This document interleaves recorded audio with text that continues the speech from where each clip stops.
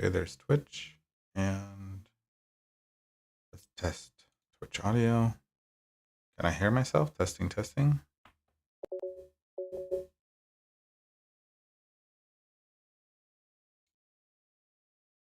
I didn't push play on it. I guess I need to do that, maybe. I didn't push play on it. I guess I need to do that, maybe. I didn't push play on it. I guess I need to do that, maybe. I didn't push play on it.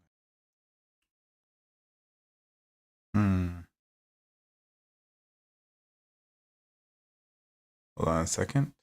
I'm gonna mute the audio.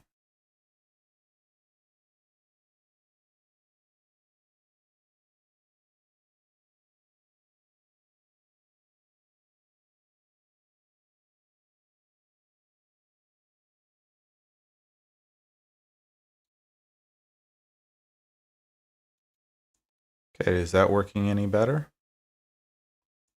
Okay, is that working any better? Okay, is that working? And on this side in YouTube, how do I push it to live? This side in YouTube. Does sound like static. Yeah, I gotta push it to live. This side in YouTube. Whatever. Good enough. Okay, so let's see. I am playing around with this. I have a PDF here, and I just pulled a PDF specifically for the video because I have the book in front of me and I've been using the book, but I can't show the book on camera very easily, so that's a problem. So if you do want to, this is a Python book, but if you do want to do any of this stuff yourself, I recommend, like buying the book. It's pretty good. It's from No Starch Press. This is Mission Python. I got this to play around with my son a couple of years ago, and then we never actually got through it because we had a younger one, and so we didn't actually do any of that. And I quickly moved away from Python, and so did my son into other things. So we never actually went through this book, but I have the book right in front of me, and I've been playing with it yesterday and today. But then I thought, well, why not just stream some of this while I'm playing around with it? So that's where the PDF is from. So I do have the book in front of me, and I have been using the book. So I'm a little bit into it. So like you have to kind of imagine what this should look like in Python when I don't actually play around it at all in Python, and then convert it to C. So that's kind of what I've been playing around with. Let's see if we got some code that runs, because I was adding some functions. There we go. Should be able to flip back and forth between these two. No. And this, yes. Okay, that'll flip us back and forth. So I was just trying to draw a blank map where I've loaded in. So what I've done here is I've just taken my game library, my internal one called Programming Rainbow Library or whatever, PRL, I just called that because I couldn't think of a better name. But it basically operates, similar to probably Raylib or SDL or anything. But it's done my own way, so not all the function calls are the same or do the same thing even. But it's, basic stuff similar. So I just have a kind of a basic program set up just to open a window, and then I've been kind of trying to think of how to deal with the book, because I think the book is using globals and everything else. So what I've done here is right here, I just have this is meant to just display a room. That's the maximum size of room, 15 by 25. And it'll probably error on these because I just created these functions. So let's just forward declare them real quick, and I should be able to compile this. I think it was above this one, but I don't know. And then where else? We had two of them. There was another. I'm also used to looking at this. Okay, so I haven't played with this function yet, but I still need to forward declare it. That's what I was working on right when I thought maybe I should stream this. So we'll just forward declare this one as well. I think it was underneath that. on a minute. Also, the things are not named very well. The Python book it's using a lot of globals, and it's kind of reusing the same names all over the place. So it's a little bit confusing. So I was kind of renaming things to just make it more sense. Let's just see if this thing will do anything.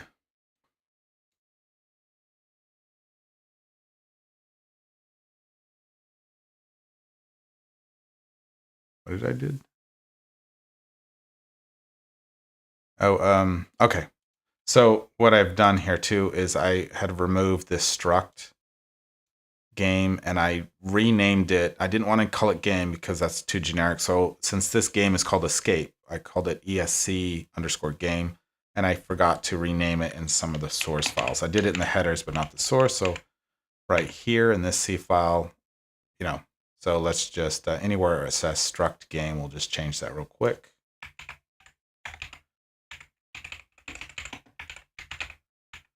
We'll say ECS game. I think that should be fine. Yeah. And we don't need this here. Probably the LSP adding in junk that it doesn't need. I mean, I do need access to that, but I already have access to it. So, it's just adding it in extra. And this other, that's where we were, load media. There we go.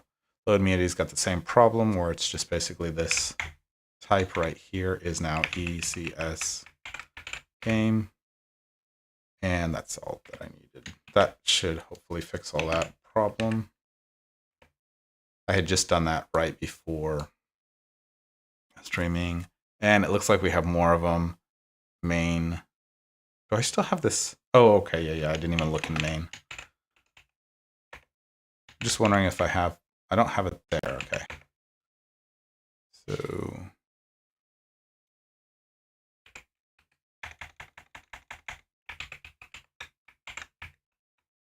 that should hopefully be everything. There's not very many files right now.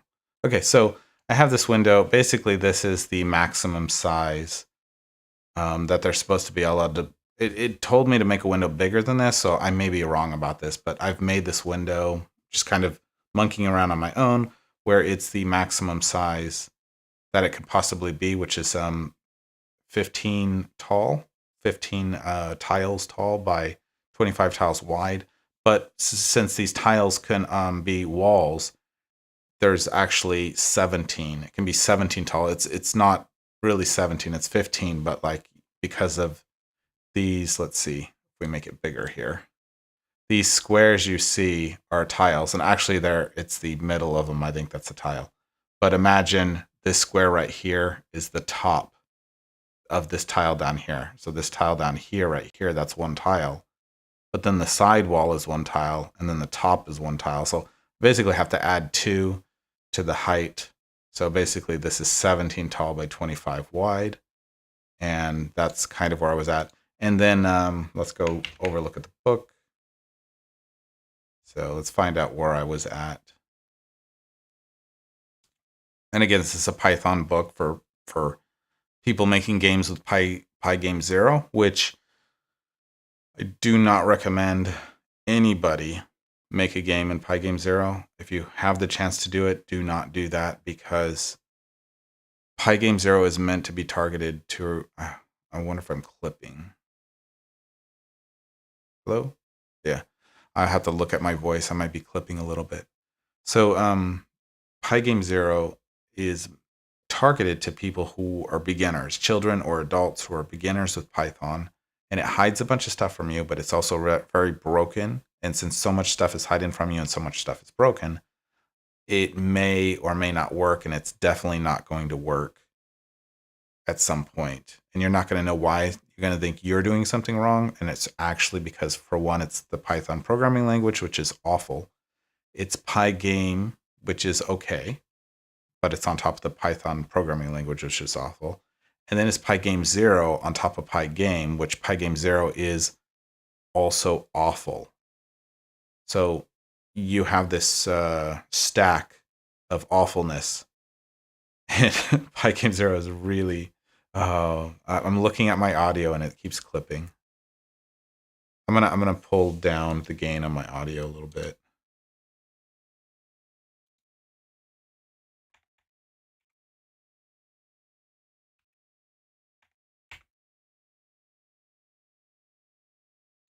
Hopefully that won't do it anymore. I don't know. Maybe it's too quiet now. I'm not really sure. So the yeah, so buying Game Zero is pretty terrible. If you buy other books, I haven't actually gone through this book in Python. So I don't know if this one works or not, but the other main books that you can buy for Python gaming that uses Pygame Zero, they're all broken. The books are like 100% broken, so really don't recommend anybody ever try themselves or show it to a child because it's not going to be their fault. You're going to get frustration, and it's because the language is bad, but also Pygame Zero is really, really bad. And the books written to use it are wrong. They have massive bugs in them, and they just won't function, period, sometimes. So with that out of the way, I was just kind of interested in this kind of game. I just kind of wanted to see it working. And I've seen this game working before. I think I just compiled it for Python before and just saw kind of it working, but I just wanted to play around with it and see. Um, so we were kind of trying to find out where I was at in the book. So this is explaining the walls. So this is one, like the height of the wall is 2 tiles because you're looking at the side of it, but then 1 tile because you're looking at the top of it. And I've kind of passed that up. I'm not meant to. I'm not showing everybody how to use this entire book. I'm just like talking through as I'm doing it. So I've already done a bunch off camera. This was just displaying this room, and we can display this room really quick. This is a 1, 2, 3, 4, 5, 6, 7, 8, 9 by 1, 2, 3, 4, 5, 6, 7, 8, 9. Okay, it's 9 by 9 with this backwards R shape something in it. So let's try that real quick. Oh, there we go. So I'm not using those functions to display anything right yet. Those were kind of like forward looking. So we need something like this. That's like a 9 by 9. So let's just grab, so these are just like static. This is going to change real shortly. But let's just say it's 9 by 9 right now. And I'm just going to comment this out and use the smaller one down here.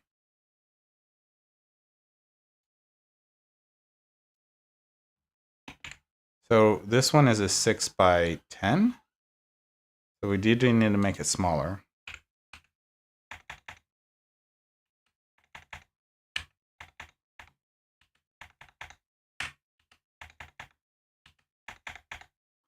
Okay, so that's 9 now, but it's 6. So 1, 2, 3. Yeah, it is 6. So let's grab the center 3 of them, kind of. It's not really the center 3 because you can't, but there. I'll call this a 9 by 9. Now, these are magic numbers here, but I can't do it as a dynamic array, and I don't want to anyway. So this kind of ugly stuff was literally just me following the book in the beginning, but these functions are going to fix it shortly.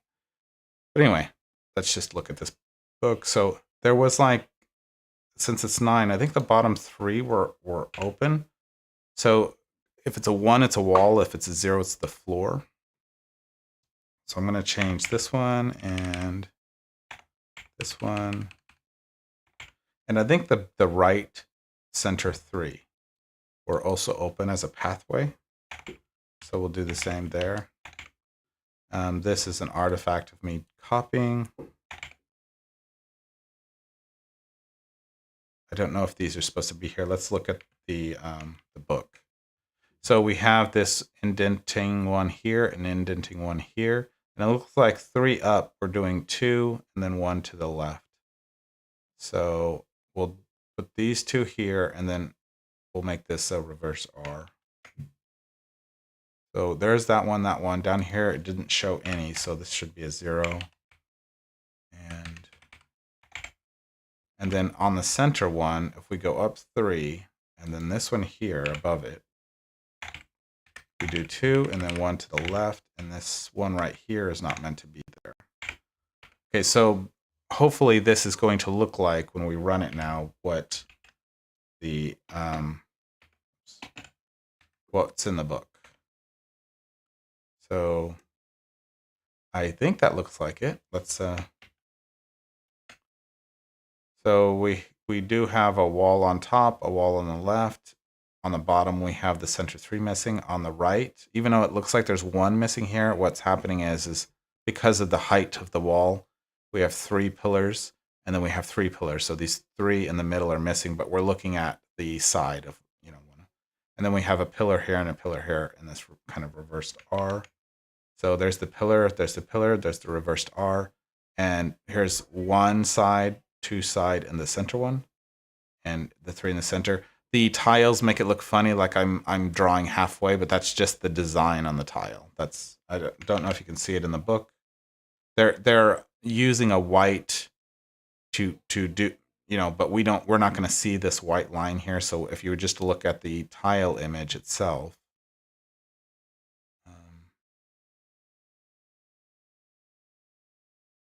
it's the, without this white line, it's the other.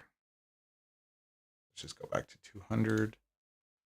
Okay, so that's what it was looking like. And I have a little bit of math I threw in there to make it center itself. I just did that myself. It wasn't in the book. Just to make it center. So then after this, I think the book was asking us to figure this out on our own. Pretty cool. I wasn't having any issue with this. It was more like, how can I structure this and how can I name it, kind of stuff. Yeah, it's probably the training mission, something. So how to automate the map. So it calls everything a map, which is really confusing. So what I finally kind of landed on was room data, room map, and world map. Because it was just calling everything a map. It was like the map list, like, what map are you talking about? This is meant to be the world map, I think, and I think this is the outside, and this is the inside. But this is not 1 base, so there's actually a hidden 1 here. So this is all a list. So there's 51 items in the list, I believe, because there is actually a 0, 1, and this is actually 1 indexed. The way that it read down here, it's explaining how we're going to generate the rooms. We're going to give it a name. We're going to give it a width and a height and tiles. And then if the top or is it the top or the right? Top and the right edges have an exit. So they're playing in the other room. So the true, or the 2 bools here are indicating if the top or the right side of this room have an exit, and then it looks at the room next to it to see if there is a pre-exit existing for the other side of the room. It's kind of calculates that on the what was around it, kind of deal. So it only needs to hold 2. It's kind of an interesting idea. Whatever. I'll just do what it's doing. So. Oh, it imported time and math and stuff. I ignored that stuff. Wait, where am I at here? I don't know if this looks the same as my book. Maybe I just skipped this bit because it was at the bottom of the page and I didn't look at it. But up here, it is doing 800 by 600. The window I've been drawing is not 800 by 600. So maybe there's other stuff that's going to be drawn later. But when it was just drawing those little windows and it told me that it was going to be 15 by 15 tall by 25 wide, and each tile is 30. I just said, well, 25 times 30 is going to be 750, and because of the 2 extra height for drawing the walls, that's going to be 17 basically, 17 tall. And so 17 tall by 30 is like 5'10". So I just drew a window that's 5'10", but maybe that's going to come back to bite me later, or I have to adjust it, whatever. So I did that. Again, I don't remember. Let me look at my book. Hold on.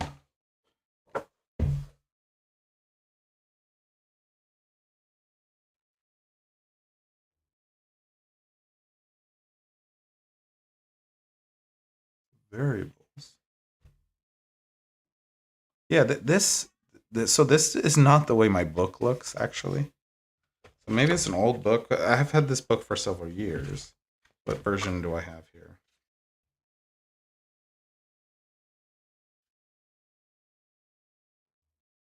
It says 2018. I mean, that's the copyright on it. I don't know if that's the publishing date.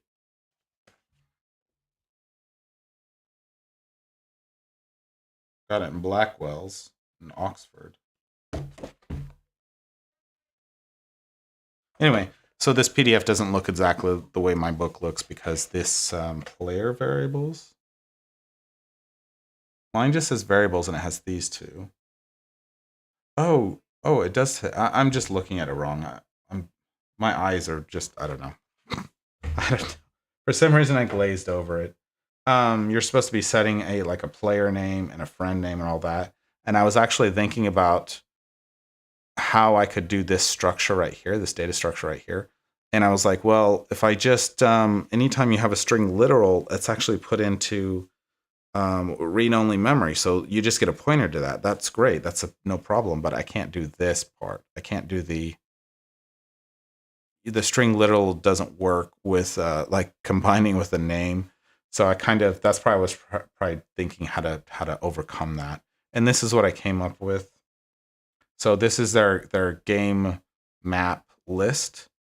So room 0 here is nothing. I'm not sure how it's going to be used, but it is actually room 0. And then there's 25 rooms, and I believe this range must be exclusive of 26. So I think it's 1 to 25. I believe that's what's happening.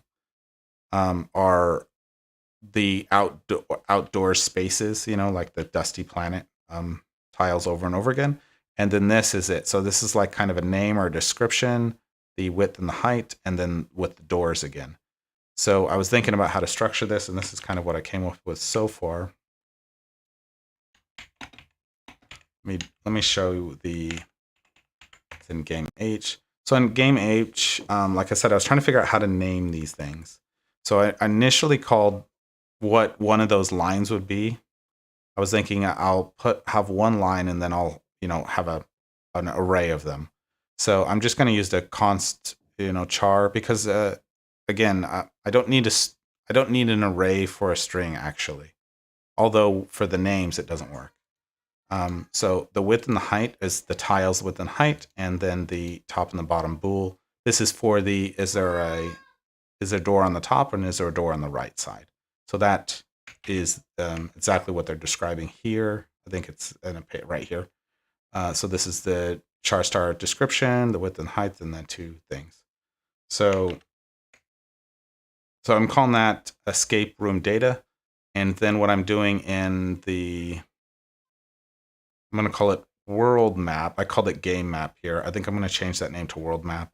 But basically, I'm having an array of these. And that's going to be the map size, which is going to be 51 right now. I believe it's 51 because there are actually 25 outdoor rooms, 25 indoor rooms, and a 0 room. So it seems like it's 51. Here is the tile size. I'm using a float because the rectangles I'm using are floats for my game engine. And this is the max width, max height. And so then I was trying to think of a data structure for an actual room because we're going to use a function to actually pull that data out and generate a room from it. So this is going to be the width and the height of the specific room, not of the global what's possible, but what of the specific, and the pointer to that, right? And then this will be the X and the Y offset. So when I showed earlier, if you're drawing a smaller room, I want to center it better. Well, the Python one is going to do that as well. So that's going to be where, I think they call it top left X and top left Y and top left X or something. What do they call it here?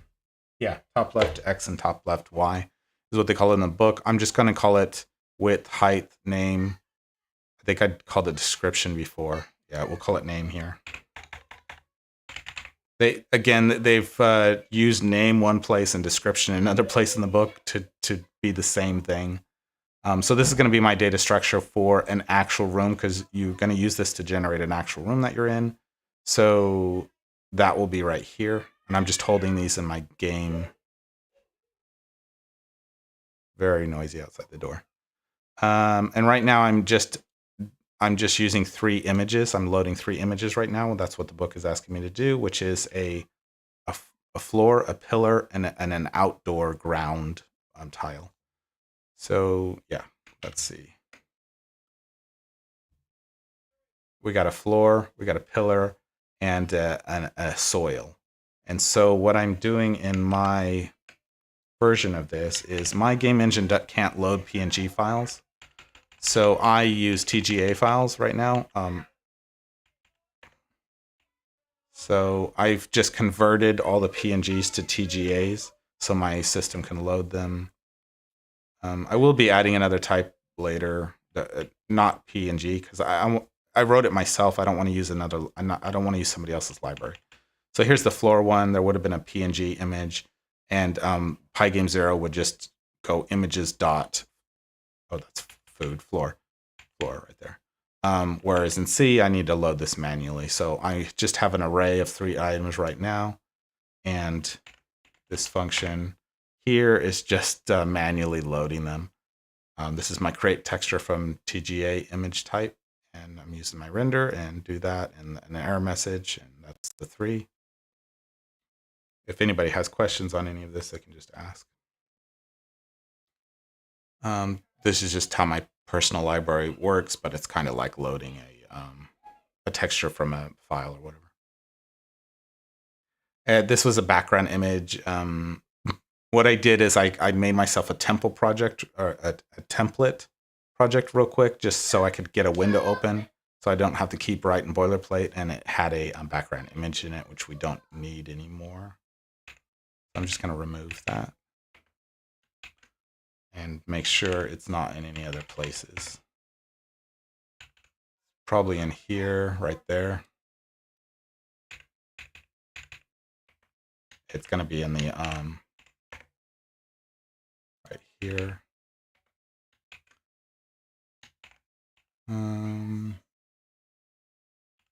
Could be referenced in here somewhere, but I think I commented it out where the drawing happens.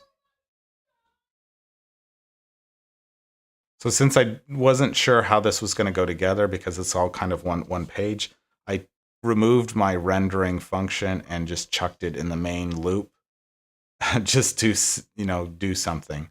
So my rendering looks like this. Starts with these 2 guys, and then I was rendering a background, and then it ends with these 2 guys. And this was the background right here. So let's see if that still compiles.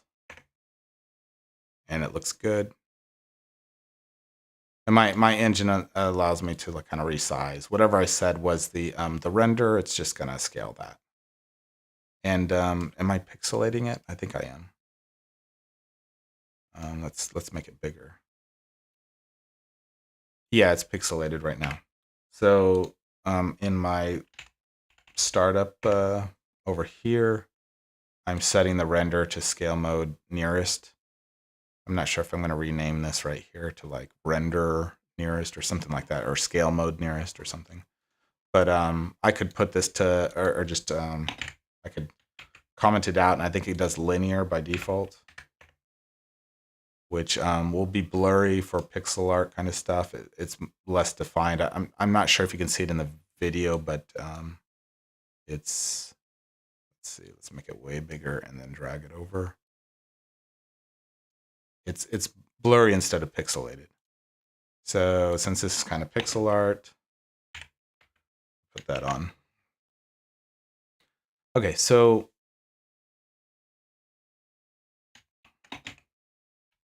that kind of catches us up. So I was doing all this stuff in the kind of the main game loop, and it's not gonna like be great that way, like the rendering and everything else. But it just got me going. So this is just kind of me figuring out how to center things. Yeah, but they have their own solution in the book, so we'll just kind of copy it as best as possible. So, whoops. There we go. So I'm skipping this whole name thing because what I'm doing is, let me show you where I did this. I just did this up above here. I made a function that is called generate world. So I should probably rename that whole game map to world map. In the here, I'm gonna rename it because I'm gonna confuse myself. So this is world map. Maybe I should change world size.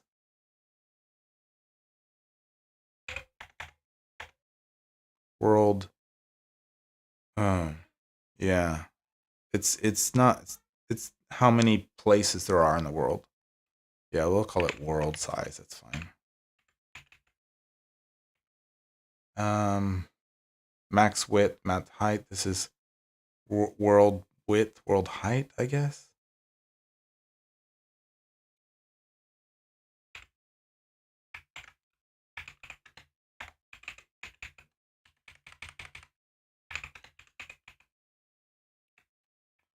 I'm just overcomplicating things now.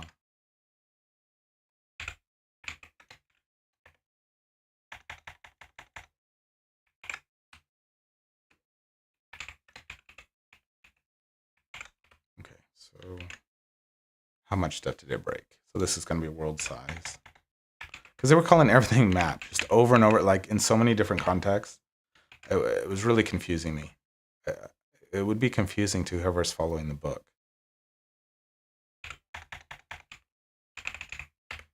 So I've done the same thing that the book has done here. Let's go back and look at the book. When they want to generate or get all the data for what's going to be in the world, first they're doing this room 0. So I'm literally made an array of 51, of world size is 51. So 0 index right here is this guy. And, that's just we call it a string literal. So I don't have to allocate anything for that. I'm going to use it as such throughout. And then I do a loop, which is I am indexing it to 1 because since this guy was 0, I'm still pushing into the array. So I've actually done the index on the outside of this because I'm going to keep using it throughout to keep filling in because they're doing a plus equals here. So I'm just going to use the index plus plus outside of this loop. But I'm basically doing the same thing. So if we look at this one is 0 for that. And I'm just casting it to this type because of, it doesn't like me just putting that. So they're all being cast to room data from this structure here. But then here outside of this for loop, I'm setting up this index. And the reason why I'm doing it outside of it is because I'm going to keep doing it. And what did I change the name of? Okay, so let's just change the name real quick. These game map.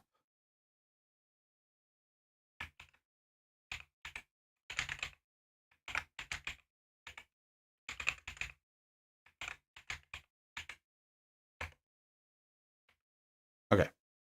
So this one is room 0 where unused objects are kept. That's what it said. And it's of size 0, 0 and true, true are the doorways, which is cool. And then again, I set this index because I'm going to use this index down here. So I set it up outside of the for loop, which I didn't realize it would let me do, and it does. So that was cool. I could have done a while loop as well or something like that. But yeah, I could have just done while loop with the plus plus here. That would have been fine. Either way. But these are all outdoor ones, so there's going to be 25 of these, hopefully, if my math was correct. Which I did put a thing at the end, and I did end up with 51, which is correct because it indexes it one time afterwards. So the last number I would have been on after the last one would have been 51. The last one created was 50, and since that is 0 indexed, it's actually 51 items. but this is exactly the way they were doing it in the book here. And then all these are manually, like you have to set a name and a size and the actual thing. So I typed in all this data manually, but I'm just using the same index and I'm plussing it each time. So after this creates, it increments the index. I believe that's how that works. The incrementing is happening afterwards because it's post index. So I just inputted all those. So that's kind of where I was at. So now we need to use these to actually generate the rooms. So before down here, I was just doing a static thing. And so this is, I'm calling each one of these room data. And when I take one of these and generate a room from it, I'm going to just call that room, ECS room, which is inside the game struct. So there's just a room struct inside the game struct that is going to be one room. So let's look at that. That's kind of where I'm at right now. So let's look closer at this escape game. We're adding, yes. This is just talking about Python stuff, don't care about. I'm ignoring these, your name and your friend's name right now. The reason why I'm ignoring it is because I'm using string literals. And I'm going to have to rethink about this. And I don't know if it's important. So I'm just going to ignore it for now. So actually in the thing, I just called it, like, what did I call it? Friend 1, friend 2, and player's room or something. Player's sleeping quarters. And yeah, so I'm not sure. We'll find out later on if I need to deal with that. Okay, so I'm ignoring the friend variables for now. This top left, I'm just calling it X and Y because I'm basically, my struct is just going to be called room. So I don't need to, it's going to call all these things like room this, room that. Where is it? Or we go down here. It's going to say room map, room width, room name. I'm just going to call it map width, height, name, and then X and Y, not top left X, top left Y. It's going to be fine. So yeah, this is kind of a lot of Python stuff explaining. So kind of read, I think, all of this already. So this is where I'm at right now. So I got to try to figure out how to implement this better or how to implement this at all in, So generate map. Some of this stuff is going to be pretty basic. I was not really understanding why this was the way it is, but I don't have Python brain, so maybe there's a reason. I mean, I know it's trying to figure out if the floor is a tile floor or an outdoor floor. I just don't get the function to do that. Let's just skip it. So room data. Okay, this is just the room we're talking about. So I'm going to pass in a room to this function, right? Yeah, an index. Could be an index or a room. So up here, I'm not passing anything into it right now. Oh, this is actually generating those. This is not the function. This is the function we're looking at, the generate room function. So probably going to pass in an actual room. So ECS room data. And we'll say this, we'll call it room data or RD. And we'll check that pointer.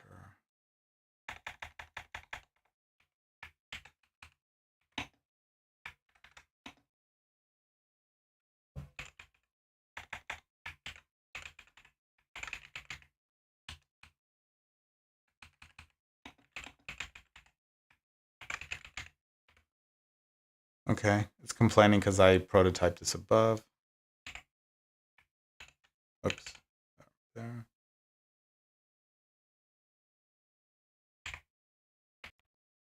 Yes.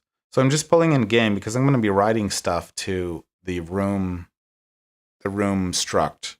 There's like one room struct being held in game, but I want to know what specific room.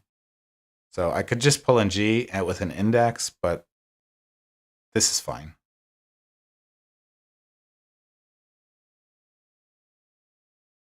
Okay, so the thing we're writing to is the is it room map? I just called it room.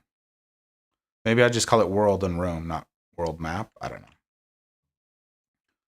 So we're going to calculate those. This one I can get directly from, or I should do width. And this is going to be room data width.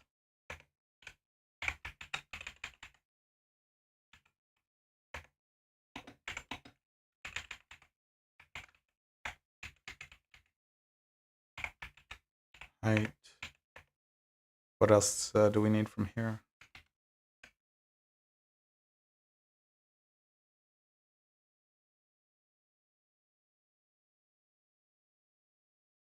Oh, do we need an index number? If we need an index number, I'm not gonna.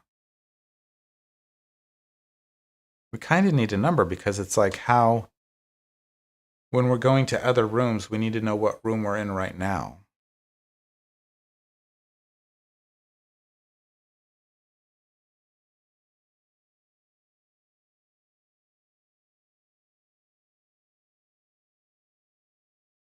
This function makes the map for the current room. Yes, yes. But I need to know what room I'm in, right? Current room. It's not, oh, is it not passing anything? Oh, it's using global data all over the place, isn't it? Room map, room width, room height. These are all globals. Room name. Is it going to find out what room I am by its name? Hazard map. So I do need to know what room I'm in. So we'll call it room index. And we'll just pass an index in. I hate this because it's like you have to make decisions and then you're like later on, did I do the right thing? Because I'm not, in my head, I'm not seeing what this is. No transparency. Current room. So this current room, it's an index into this list. Where is this being set? Current room. If current room equals outdoor rooms. So this must be a list of the outdoor, the 1 to 25. I just don't like this either. It's so goofy. Python's so weird.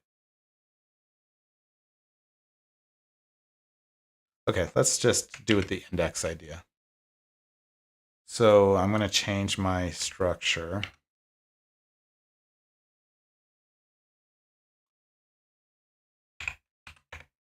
We'll call it int.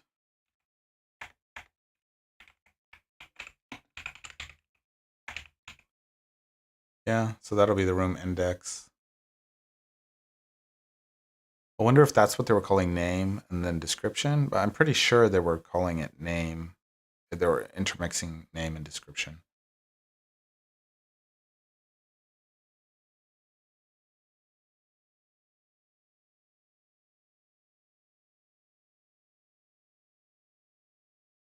What am I doing? This is room data. This is not right.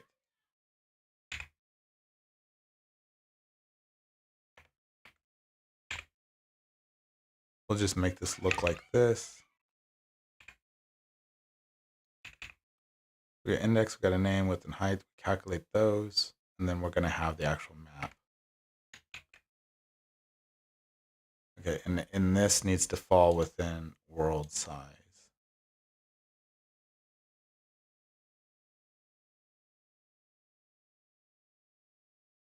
I love how they were using demo images. I have no idea if this is going to change later. That's what they called it in the book. World. I just call this world.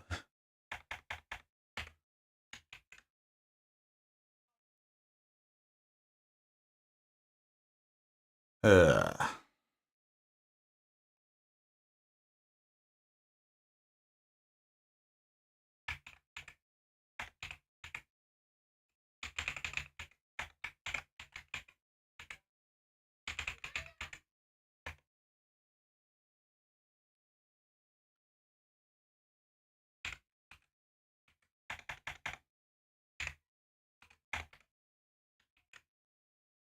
So I'm not going to do what I was doing earlier where I send in the clowns. This instead is going to be an index.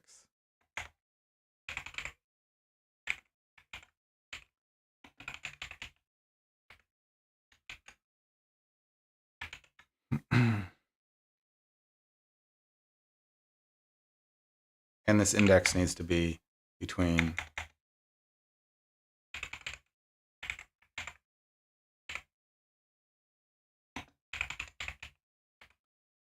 so we're going to check.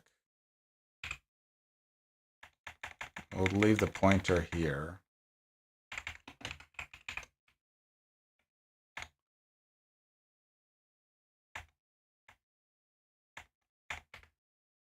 And we'll check like an index to make sure we're not giving it some random number that doesn't even exist. And then we are indexing into something that shouldn't be. So if index is less than 0, is bigger than, is it world size?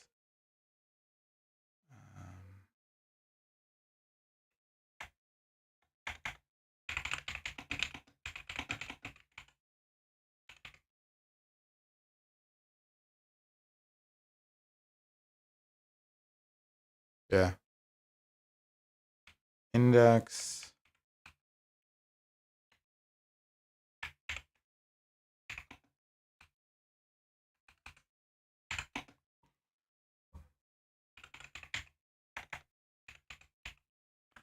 we'll say the index is out of range. Cool. And room data. So we're not doing this anymore. We're using the index.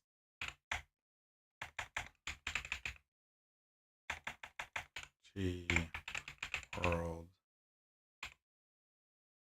index. Is that right?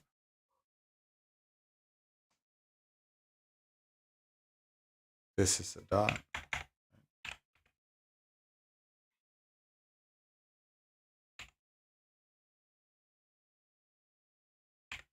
Okay, so we can do the name. Store the index.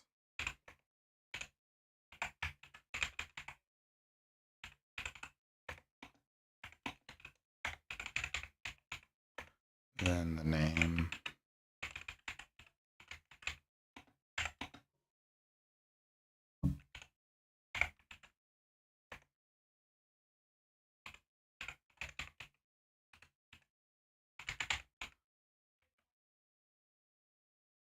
And the other one we need to calculate. The X and the Y we have to calculate. But we also need to generate like what's. Now we have a static 15 by 25, but we don't need to fill it completely up. So let's see how I'm doing that. I'm going to ignore this for a minute. Don't understand that. I understand it's figuring out the floor, but I don't see it. So we got a current. Why are we pulling room equals room data? What?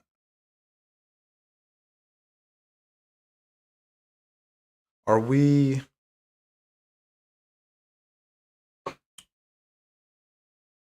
So we should blank out the room, right? So can we just mem set it? Maybe?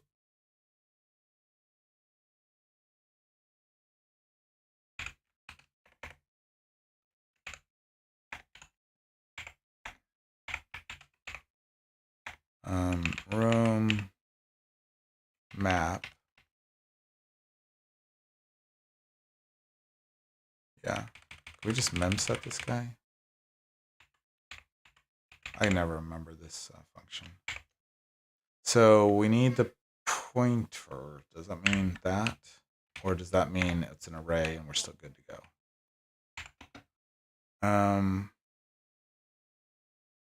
So I guess, and then the size. So the size is going to be, they're ints. Yeah, this is an int. So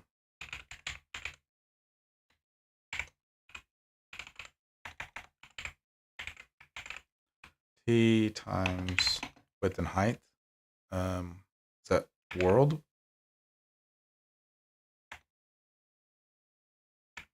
World? Max world height. And we're going to multiply my max world width.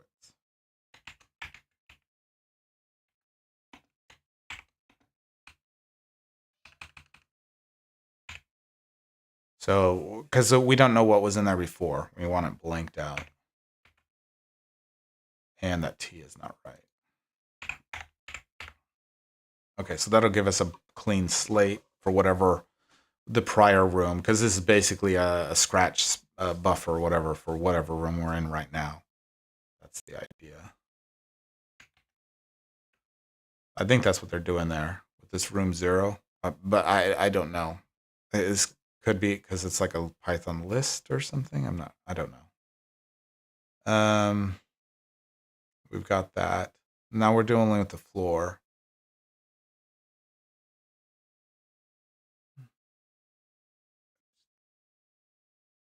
Are we looping over? I'm gonna look at my book because I can't see the lineup of what it's showing here.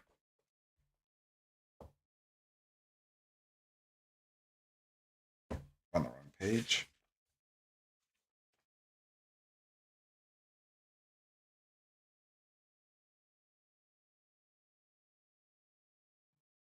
This is not in a loop, right? Floor type equals get floor type. Cool. If room is in range,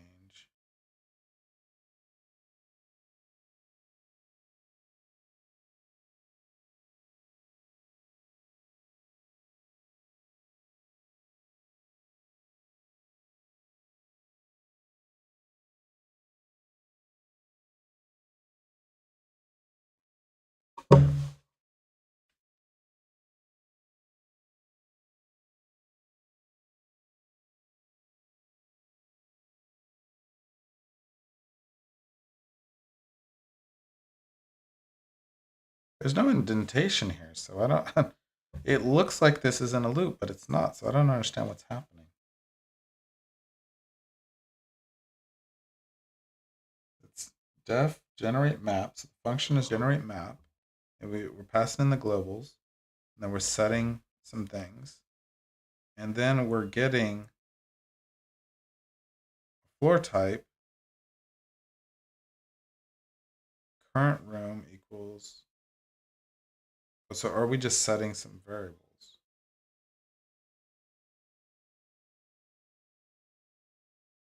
I feel like this can be inside of whatever loop.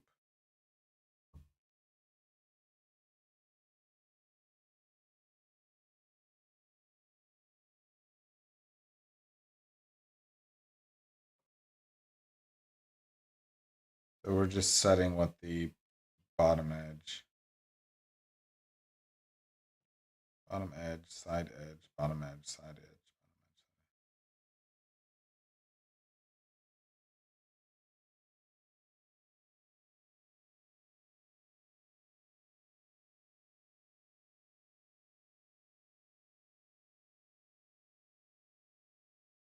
Maybe I should just do what he's doing. There's probably some reason they're doing it this way. So I should just copy it. Get floor type.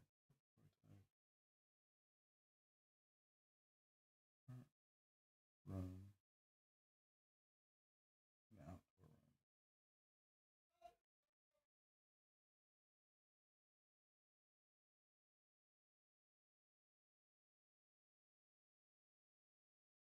What the heck?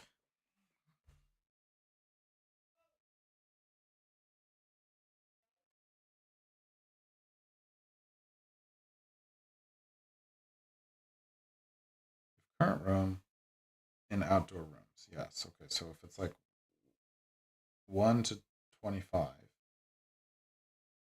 soil, tile floor 0.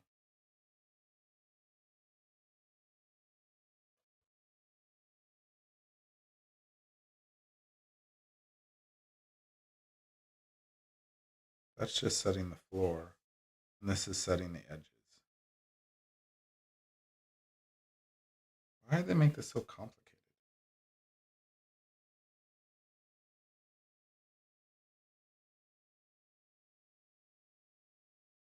Because this is going to be in the loop, and this is not going to be in the loop.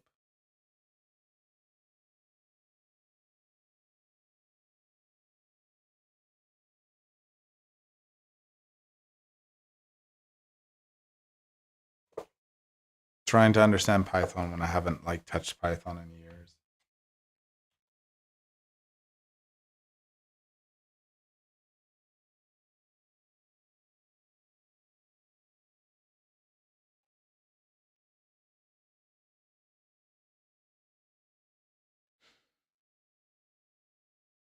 Room side edge time. Okay, this is all fine.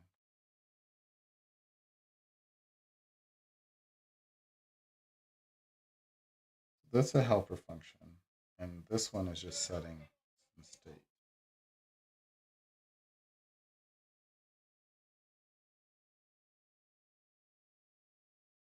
I hate this whole helper function thing. I feel like it should be just in a loop.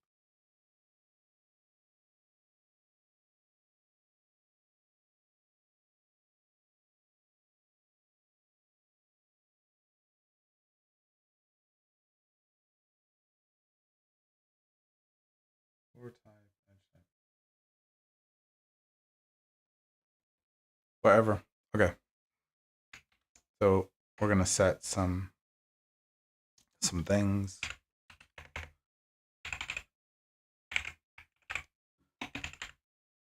Floor type is what they called it. That's what they called it. Yeah, that's what they're calling it. So floor type. We're gonna have this guy. I'm just gonna put them here for a second so I can visualize this differently. Bottom edge, side edge. Do I need current room for anything?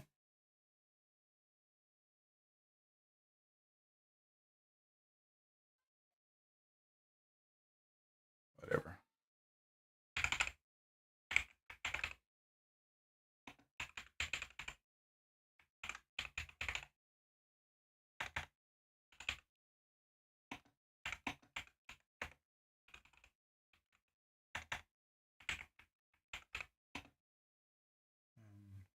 Side edge? Bottom side. Is it left or right?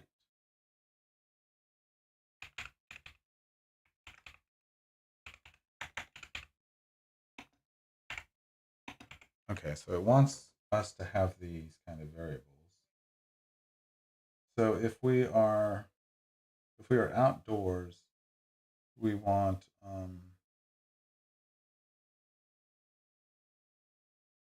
the floor type.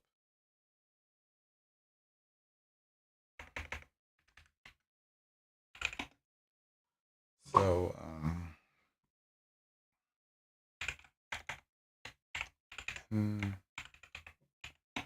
index is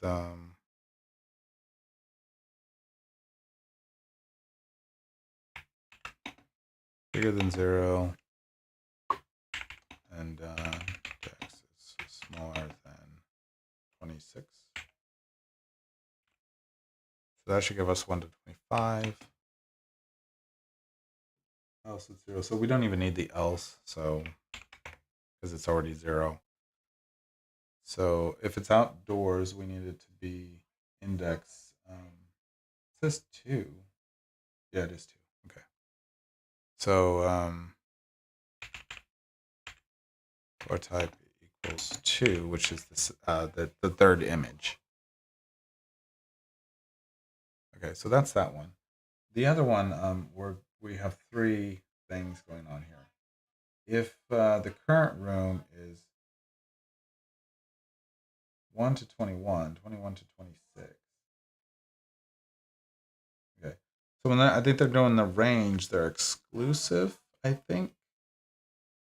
I think that's what's happening with ranges. Let's ask the anything. Oops, what did I just type in? Let's get Giggle up here. I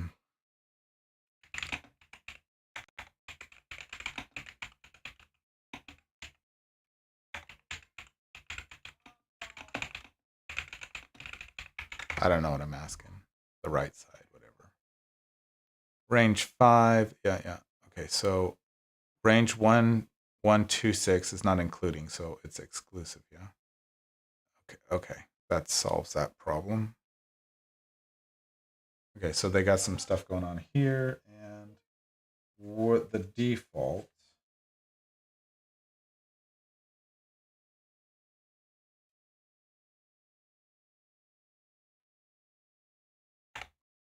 So let's just type in. So I'm just going to use this. Where is it? Right here. This this logic here. I'm just going to use it because I don't understand the whole program. So I'm just going to use that logic block.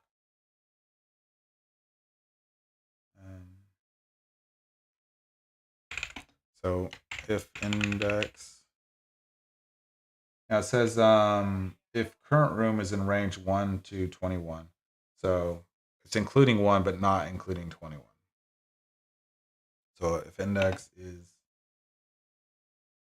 bigger than 0, and smaller than 21,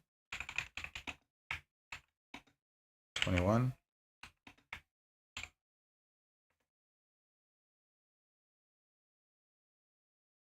So our bottom edge is 2 and our side edge is 2.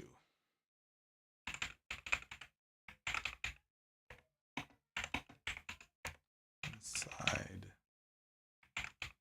edge equals 2. Okay, so if we are then in the range of 21 to 26, I can just say less than 26. Oh, well, it could be 0.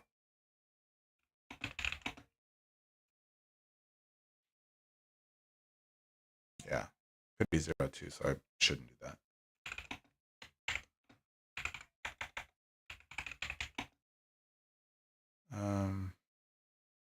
It's going to equal 21, so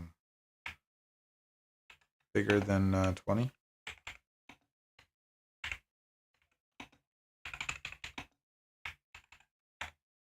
Is less than, and it says 26. So that's the actual number we'll use. So on this one, we're going to have the bottom edge being 1, but the side edge being 2. So 1 is a pillar, 2 is the outdoor dirt, and 0 is an indoor floor. So it must be I'm outside, but I'm next to the wall of the building, something like that. So yeah, so bottom edge is 1, side edge 2.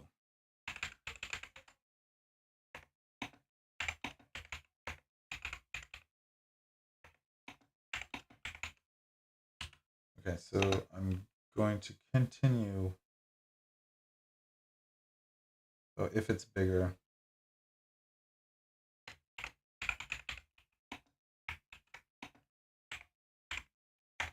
25, we're indoors if it's bigger than 25.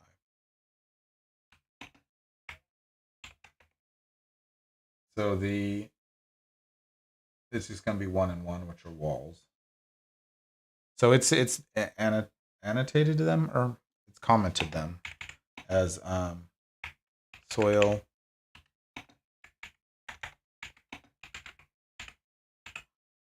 Yeah. And then this is a pillar, or it's calling it wall, even though it called it pillars before. And this is soil.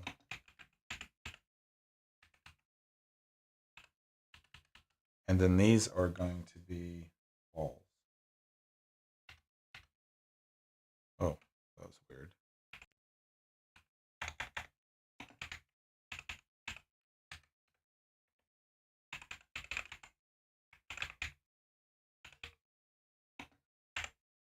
What is that?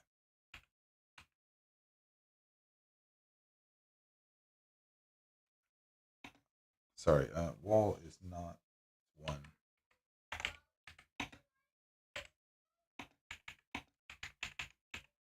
Okay, what did I do here?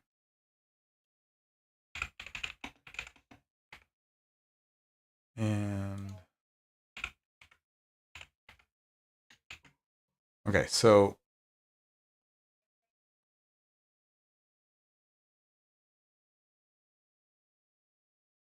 if it's 0, it's just zeros. I don't know.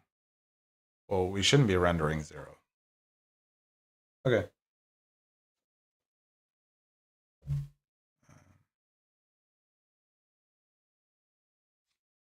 Okay, create the top line of the room.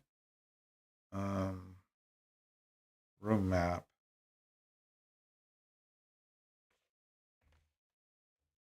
But they don't explain. They just give you a big block of code, and it doesn't explain any of it. Maybe it explains it afterwards.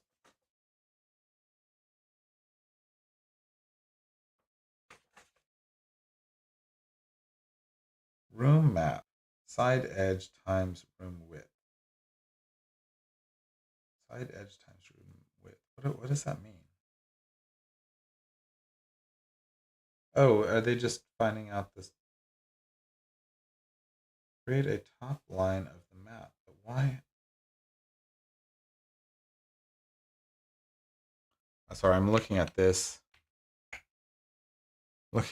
Looking at this line. And I guess this is just the size of the list for the room map. That's what they're doing. Because it says create top line of room, but that's not what they're doing. They're creating space for the whole room array. I guess they're not using a 2D array. They're using a 1D array. Did I? I made a 2D array. So I'm using a 2D array. They're using a 1D array. Okay, at middle of the room, wall, floor to middle of the room map, wall, floor to fill with wall. For range Y and range.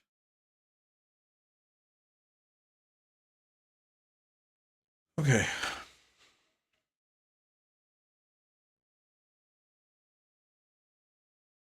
Room height -2.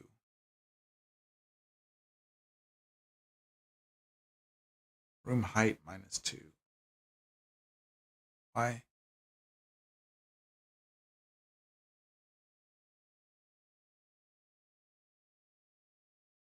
Room height -2. What? I feel like I'm going crazy looking at Python.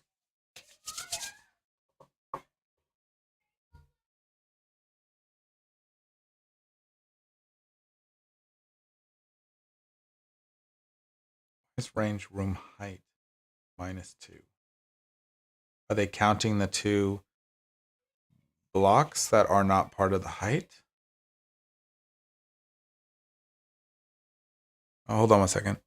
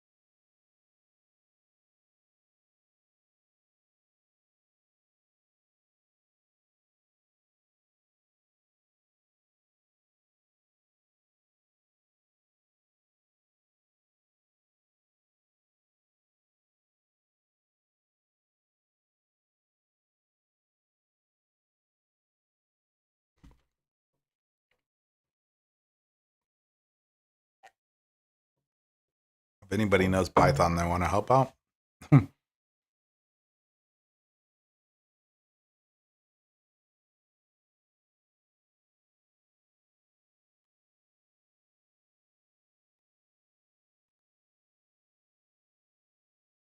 Don't know why we're doing height -2. It's weird. Room map append. Side edge. At middle line of room.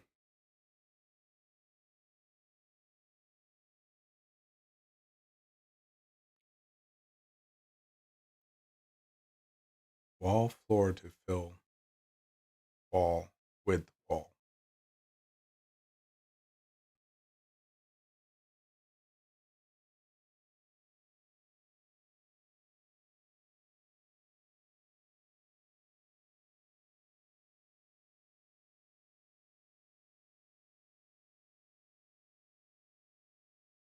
We're appending the side edge plus the floor type times.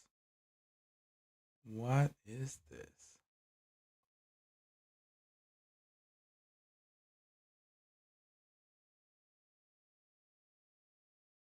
Is there a line there?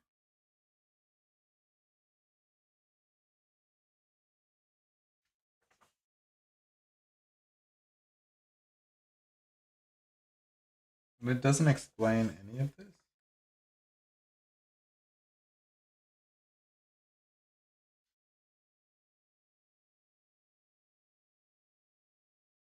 Oh my god.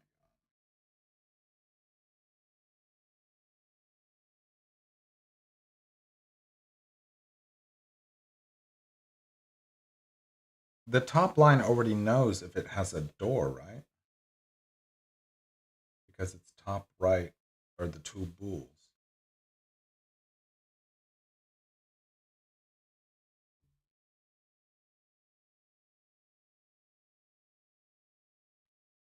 I don't understand this room append. Did we zero out the room? Now we're appending the side edge.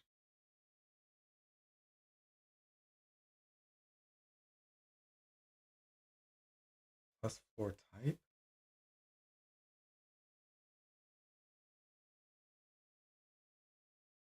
Floor type can be 0 or 2.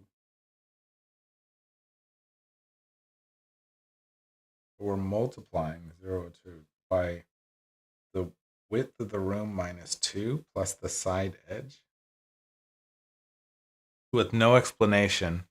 The book has no explanation of this absolute nonsense. I'm sure mathematically it works out, but like you're just chucking code in a book and you're like, when it's meant to be teaching somebody Python.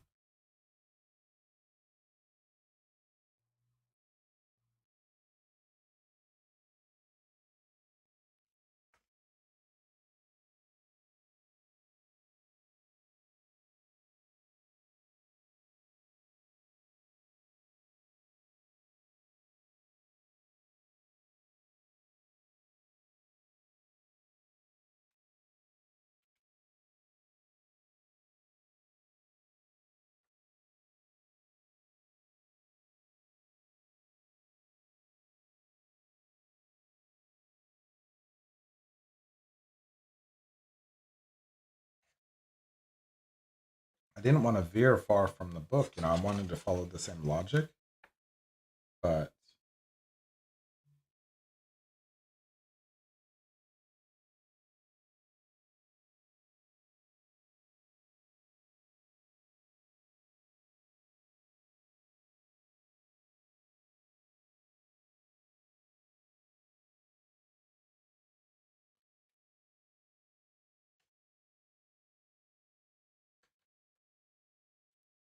why not just, if you want to draw the top edge of the room,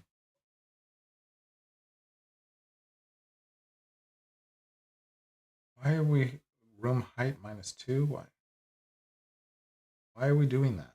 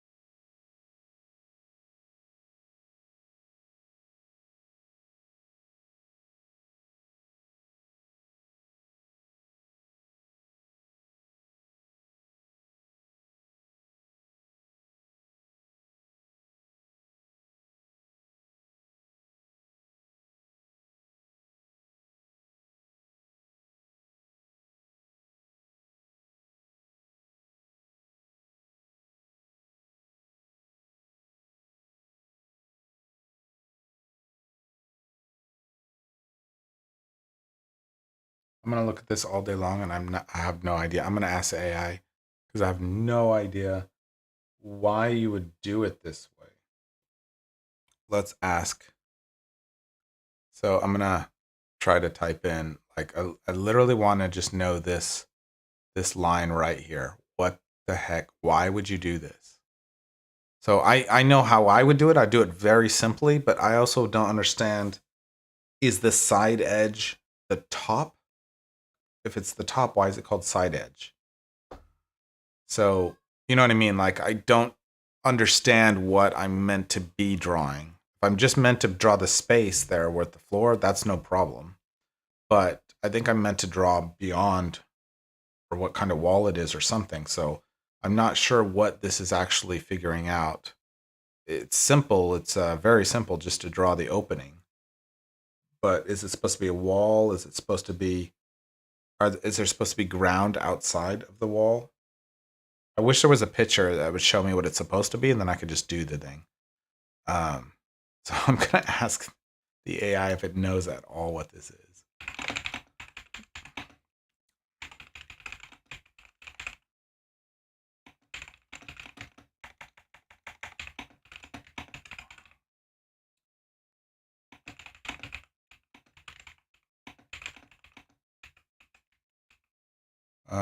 Add middle line of room map. Is it just middle line? Add middle lines of room map. Middle lines. Well, okay, but still, I still don't understand. Meant to be adding them. It would have been great if there was an explanation in this book for why they're doing this.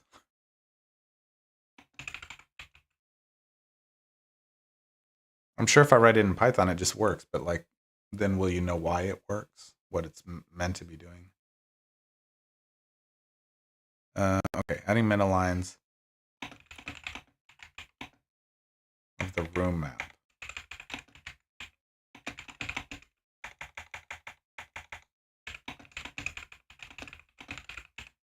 Jesus. Okay. Oh no. I hate how you gotta shift, enter.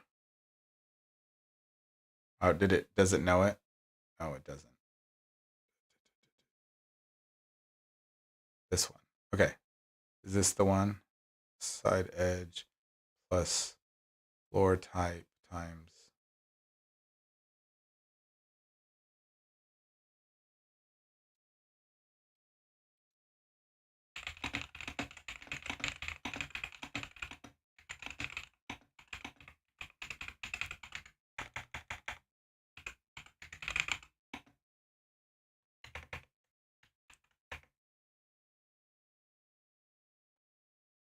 Yeah. Stop glazing me. Just tell me.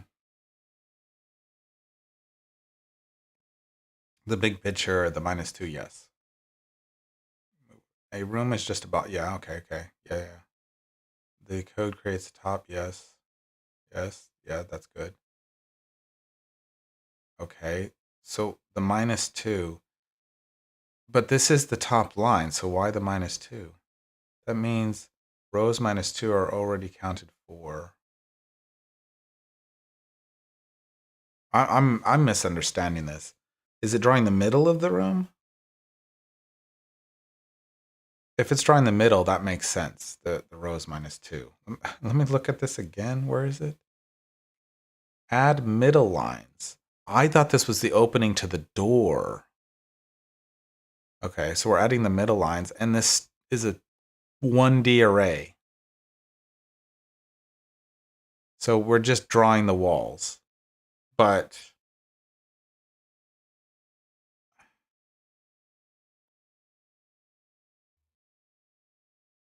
I don't get the floor type. I don't get that. I don't.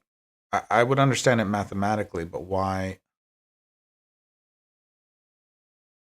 Why is this added to this?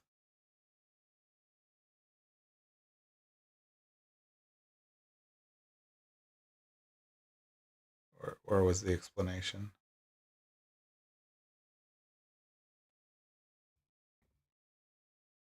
If you're home, yeah. Okay, I got that. Breaking down the. Let's look at this. What do you mean creates the wall first? Isn't this all one? Isn't this all one number? Or these are pending. It's this and then this. Oh my god. Oh, I feel so stupid. Okay, I'm sorry. I don't know Python. I haven't.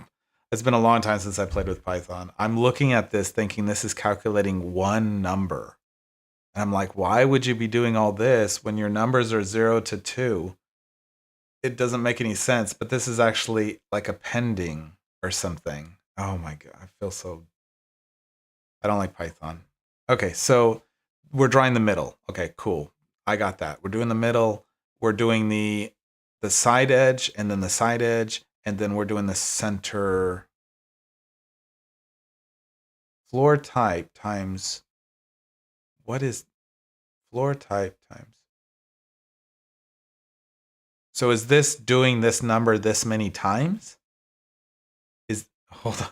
Back to the AI. This is so Python. It multiplies the floor tile by 4.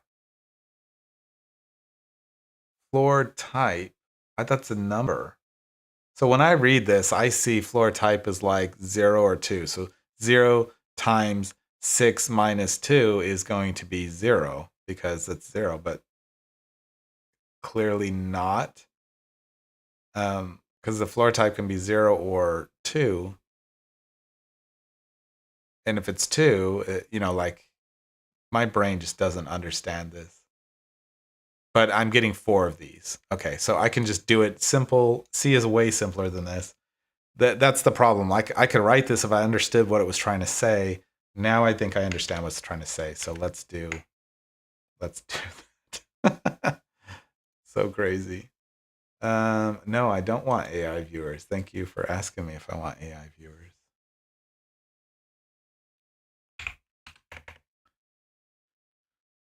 So I don't even, well, we can draw the middle too. But why it doesn't just draw the top line first?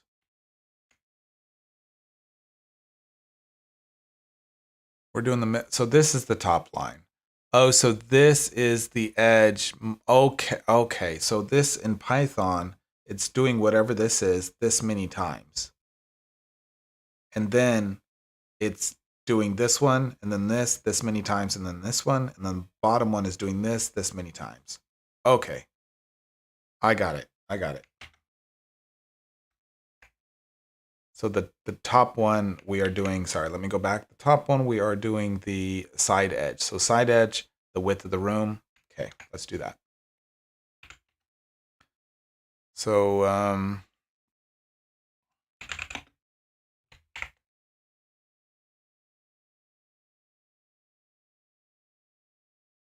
mean, I feel like this whole thing could be.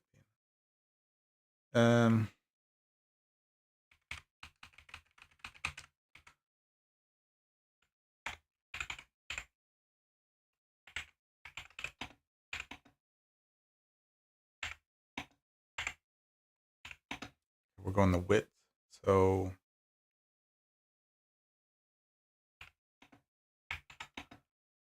do we have a local width here?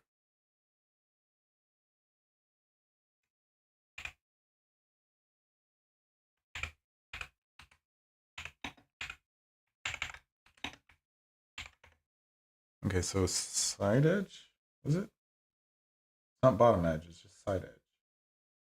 I don't know why the top is side edge. So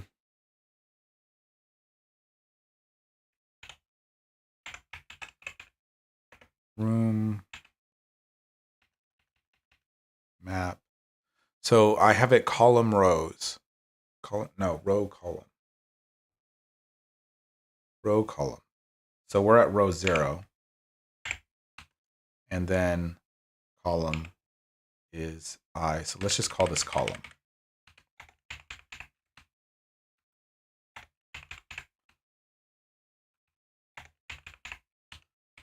Okay, so column.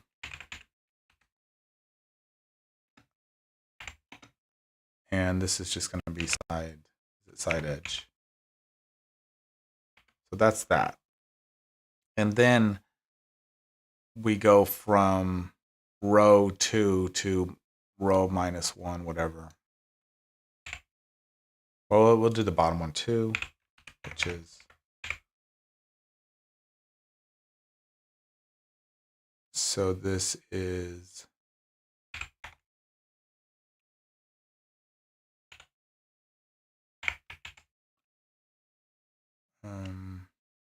room height. Whoop.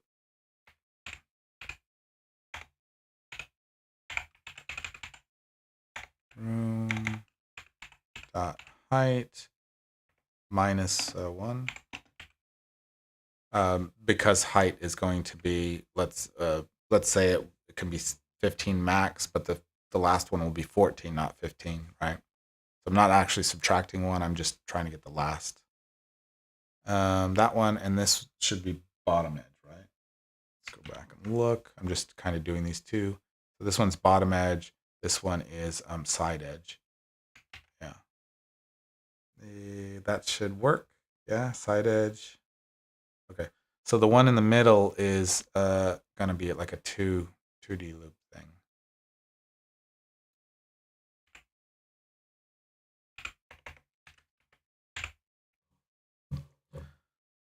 Outside of this, we'll go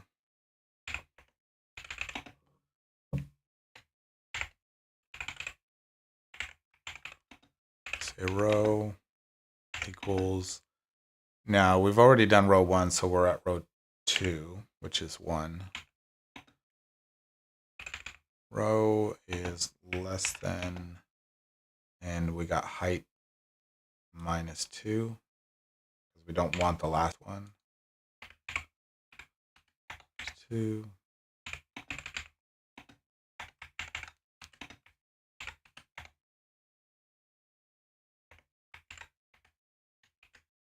Okay, so row starts at 1, it ends at the second to the last one. That goes to the rows. Column still goes full left to right, but for a first one, we need first one in the column. So we'll just do that. We'll just do the same idea here. And so it is sorry, this is wrong because we're doing less than. So we'll do the less than -1 here. So this will give us just the inside ones. So we'll just manually place one here. And these are meant to be side edge, and then floor type. Okay. So we'll put a side edge on either end.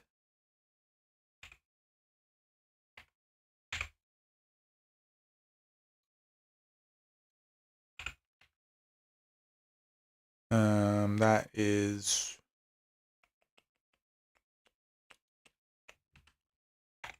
row, column. That's side edge. And then on the end of it,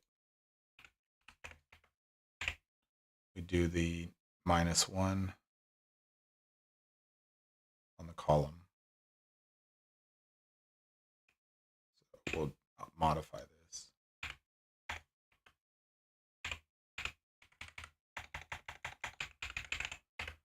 Okay, that should be it.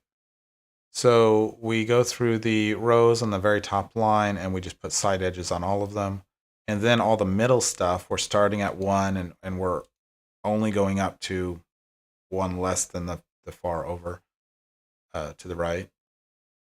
Sorry, this is row. This is row. Yeah, this is row. So we're going top to bottom. So we're skipping the top line and we're also not doing the bottom line. And then right away, we're going to do the leftmost one on whatever row we're on.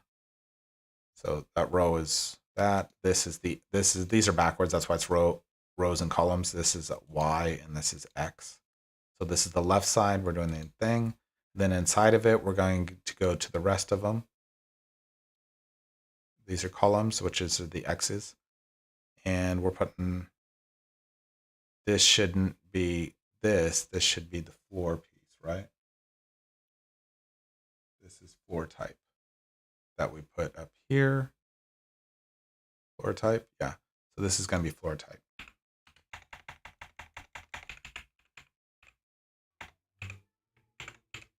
Well, I would not structure this like this at all. Anyway, so we got side edge, floor type, side edge, and that's, oh, we got bottom edge somewhere, right? Bottom edge is here. I thought I put that in there. I guess I didn't.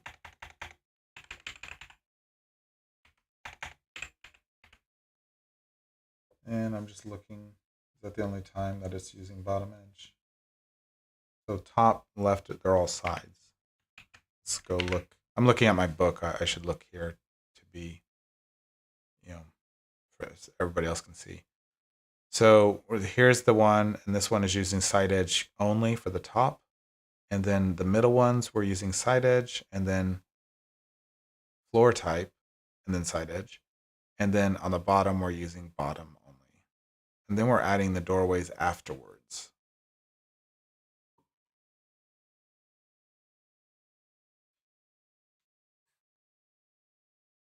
Okay. So middle row.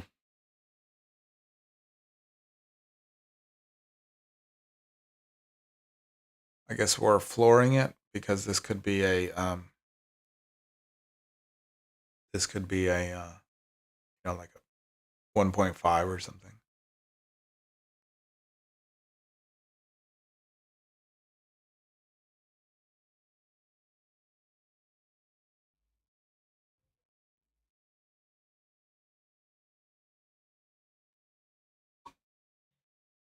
Middle row, middle column, just simple.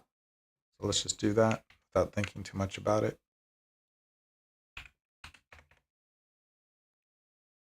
Did he call it middle row, middle column?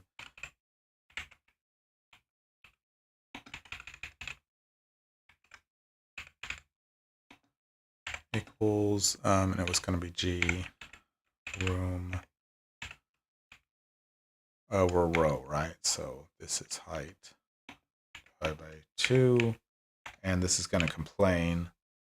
This is an int. We're doing integer division. I don't know if my compiler is going to complain about this or not. Did we do column then row? Row column.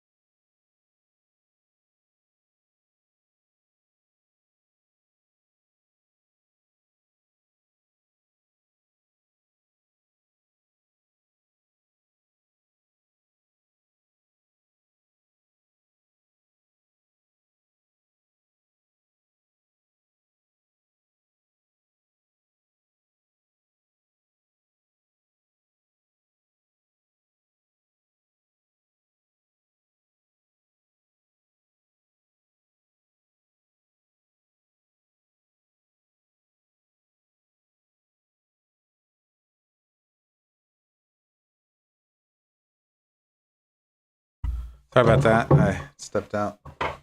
Hey, how's it going? Hopefully I didn't overrun the mic there. I might have. Talking into it. So I thought this was going to be way easier. I was like, this is a simple Python project. Then I didn't realize my brain can't read Python anymore. Like I haven't thought about like this style in so long. So like when it's doing lists and stuff like that, my brain just does not even compute what's happening. Okay, so we need two of these. We need the other one. Let's see, middle row, middle column.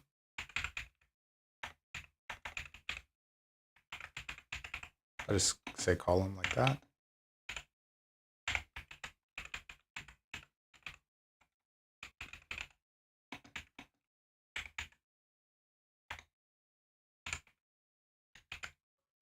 Okay, I'm just going to compile this real quick. It's not going to do anything, but I just want to see it compile. Because, yeah. It's just complaining they're unused. Okay, no problem.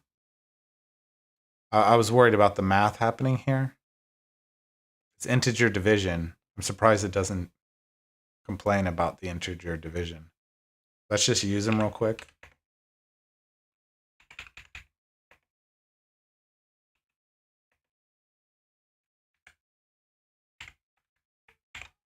Ay, come on.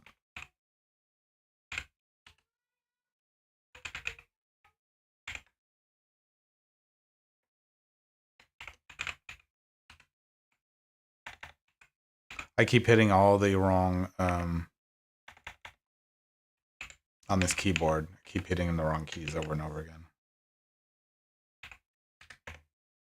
Okay, it's still showing the the test thing that we had up earlier, so that's good. So it's not complaining about this integer division.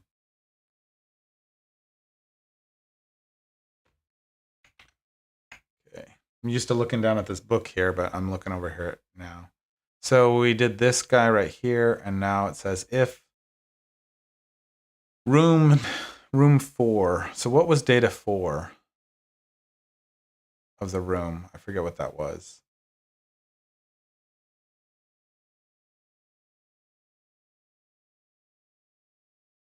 One, two.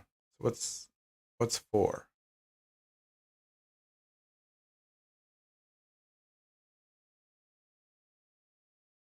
So 0 must be the name, 1 is the width, 2 is the height, 3 is the top door, and 4 is the right. So is this the right? Oh, it says it right here. I'm stupid. Okay. So this is the right exit. So okay. So if we have the right bool, we're gonna just carve out the middle 3 for floors.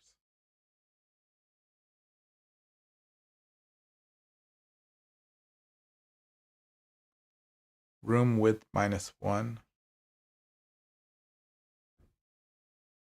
Room width -1.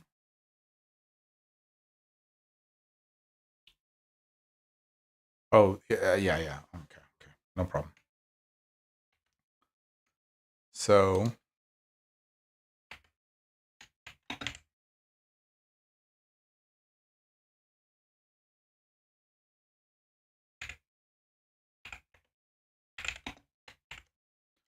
we have G room, and this is, oh, wonder if I should, so I didn't pull these in. They're in the, it's going to be here in index. I don't think we need to store these in the room. It didn't, in the thing, it didn't store them locally, yeah? So I'm going to assume it doesn't.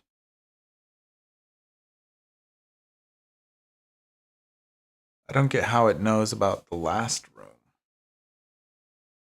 Add doorway. If room is not not on the left of the map. Room.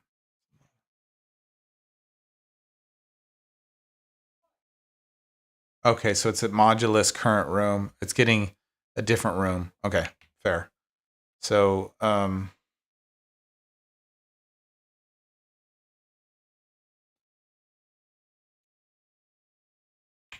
it's doing the right one.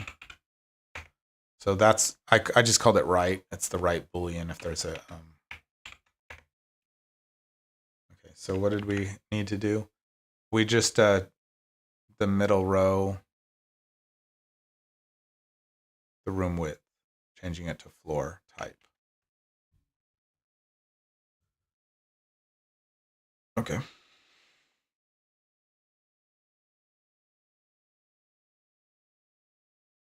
So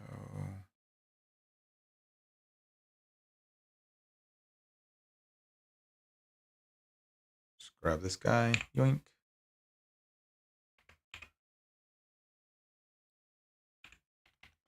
We need, for the column, we need g room width minus 1. And for this one, we need the middle row.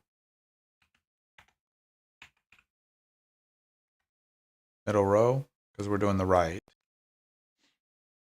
Yeah. And we just need 3 of these.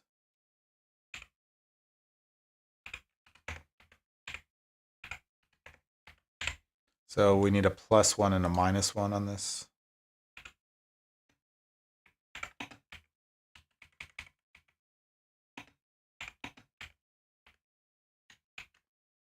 So that should do the what, because it would change it to the floor type. So if there was a wall there, the middle 3, like let's compile it again. It's gonna complain because I'm not using the middle column. It's gonna complain about it. Oops. So this right down here, I know the way the tiles are being drawn, but this is a tile. There's actually 3 tiles in the center here. And there's 3 tiles here. There's this tile, and the wall is covering this one and this one, but there's 3 here on the side. So that's what we're doing right now. We're doing these 3. If right, the Boolean was set to true, as in there's a door there, we need to set these 3 to the floor tile, not the wall. So that's what I'm doing there.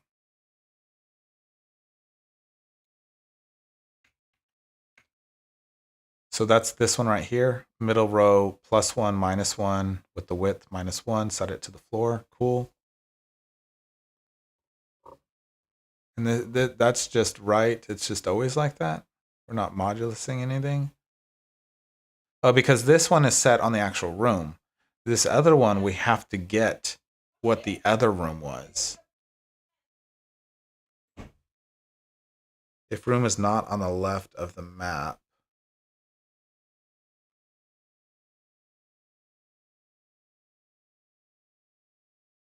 okay.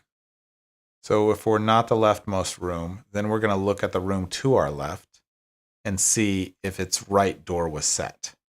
And then we'd do the same thing. I'm not going to read this too closely because it's hard for me to read the white screen. And also it's hard for me to read the Python. But that's what it's doing. It's like, if we're not the leftmost room, look at the room on the left and see if it had a right door.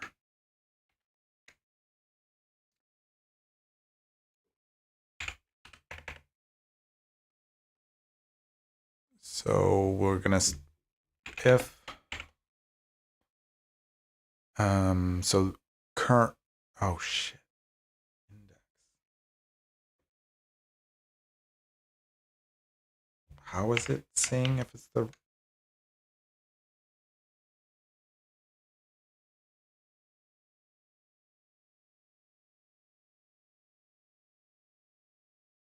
I made a 2D array, it's a 1D array. So it's using the width. It's modulus, whatever the index is, modulus of the width of the map is not 1. So there's no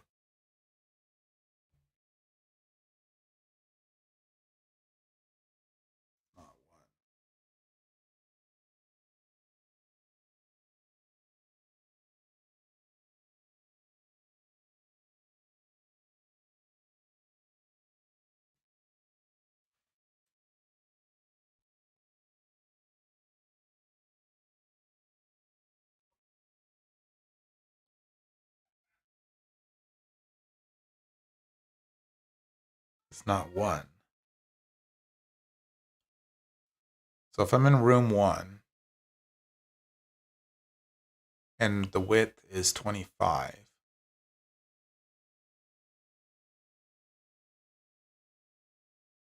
one modulus, that's going to be 1. So I am on the left. If I'm in 2, modulus is going to be 2. Okay, fair. Because it's pushed 1. So we'll do the same thing. We'll do index modulus max width, whatever, is not equal to 1.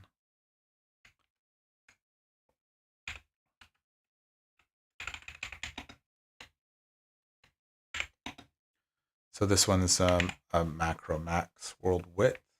Oh, it's not. Yeah.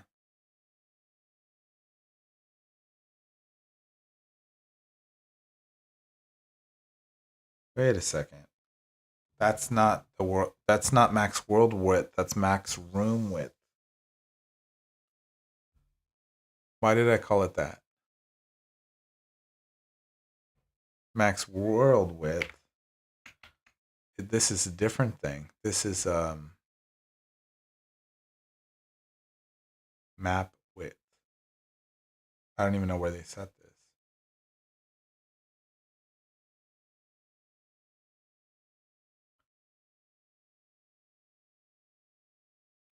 Map width times map height. It's 5 times 10.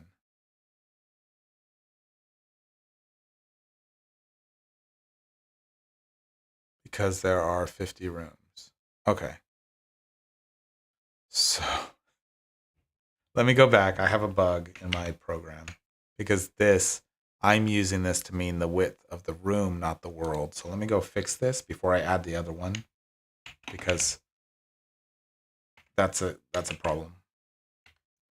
So right here, this is the max width that a room can be.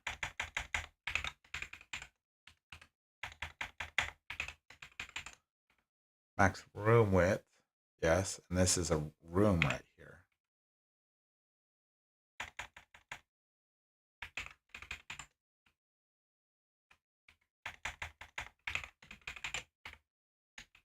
Okay. And over here, I probably have some bugs.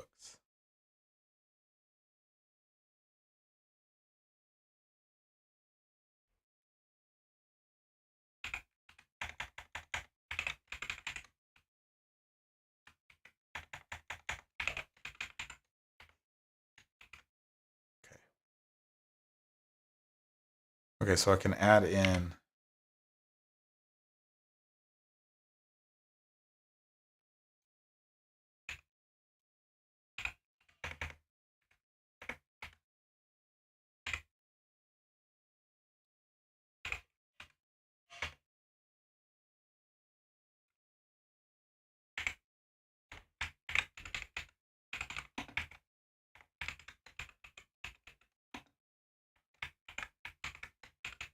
I think it was 5. I'll double check it.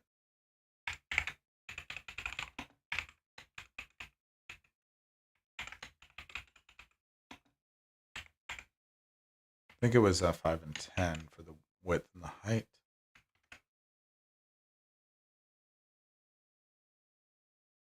Width is 5, height is 10. Okay. So we're modulusing it with that thing.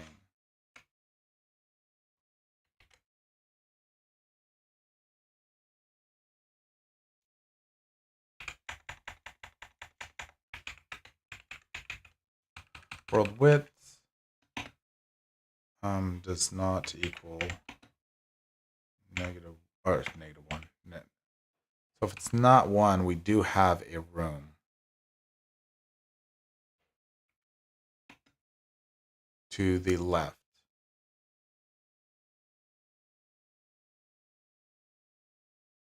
What if it's 0? Index can't be 0, right? I mean, it can be 0. I mean, it shouldn't be 0.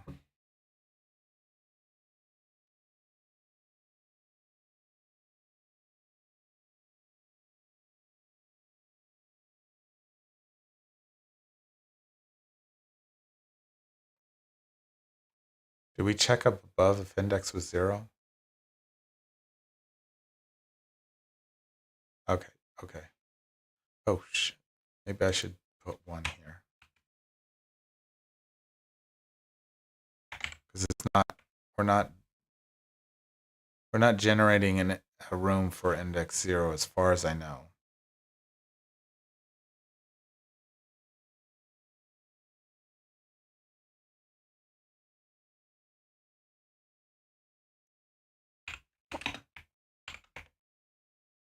Okay, so if this is here, but we can say and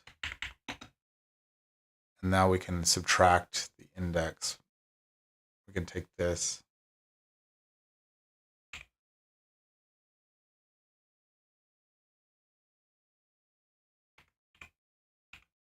And we're going to index -1 it. Oh, man. But this is 2D.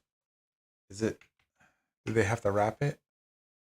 No, they just subtract 1. Okay. So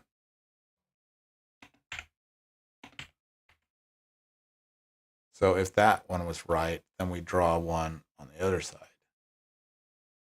I'm just going to take these initially and then modify them. So this one we're drawing the right side. So this will be drawing the left side. I think that's right. Oops. I didn't let me. Oh, that's weird. You can't overwrite with the number.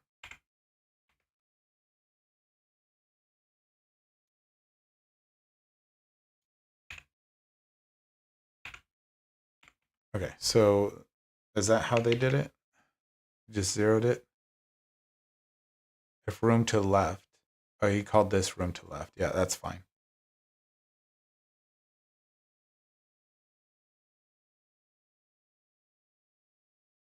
If room to left. If there is a room to left.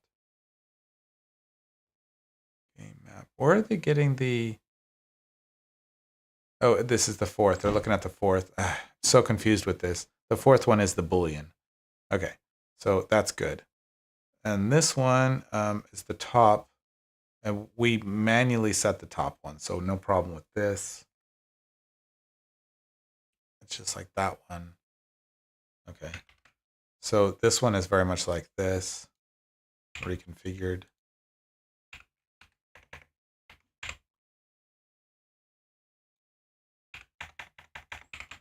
So top. And for the top one now we are going to be, this one will be width. Why is that? It's not width. It's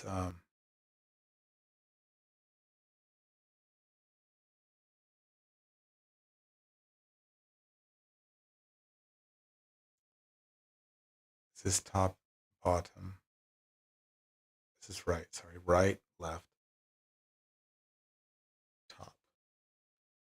So top, the row is going to be 0.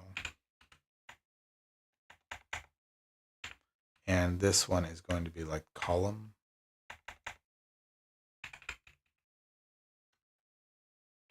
Like that. 0. Okay. Middle. Didn't I do a middle column? Oh, I commented it so I could compile earlier. Okay, so it's going to be very much like this.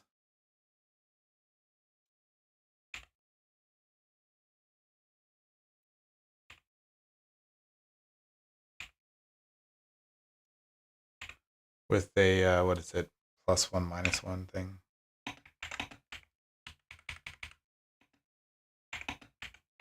Something like that. And so the other one is going to be some kind of modulus thing too.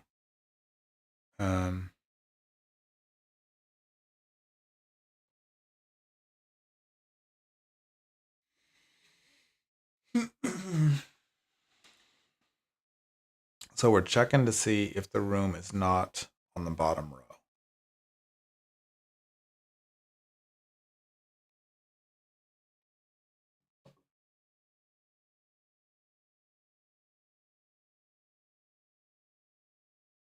Size map minus current room. Okay.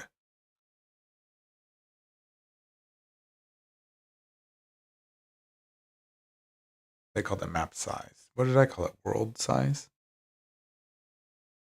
World size, world width. So world size minus world width.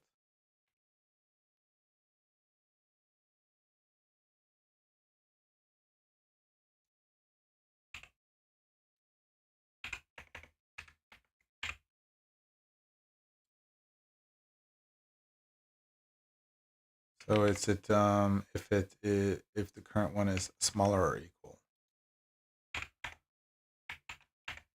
to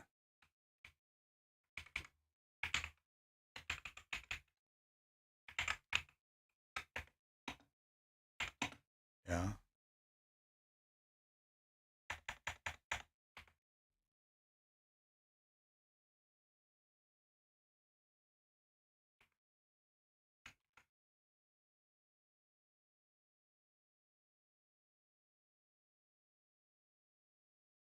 So if current room is smaller or equal to map size minus map width, that means we're not on the bottom row. Now we need to get the index for the bottom row. So we're going to add the width to the index. It's adding it, right?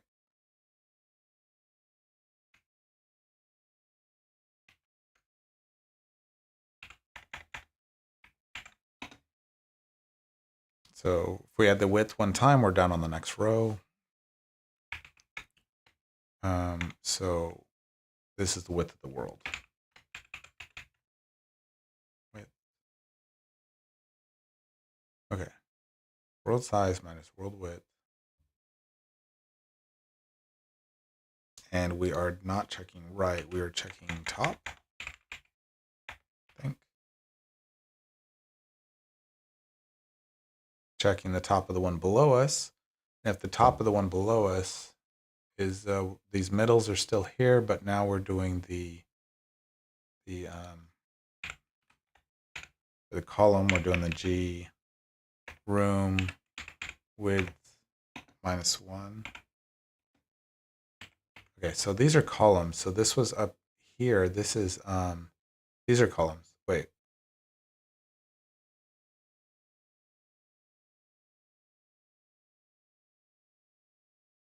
I'm backwards.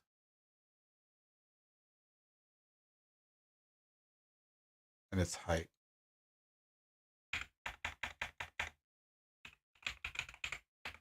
I have these reversed because I copied it from the two above there.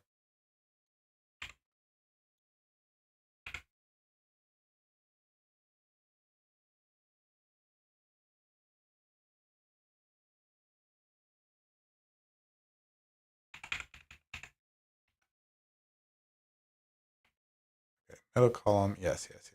So it's like this, and then we do the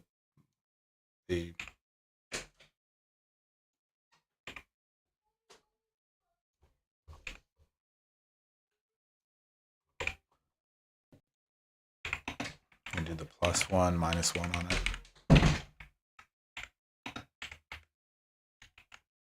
All right.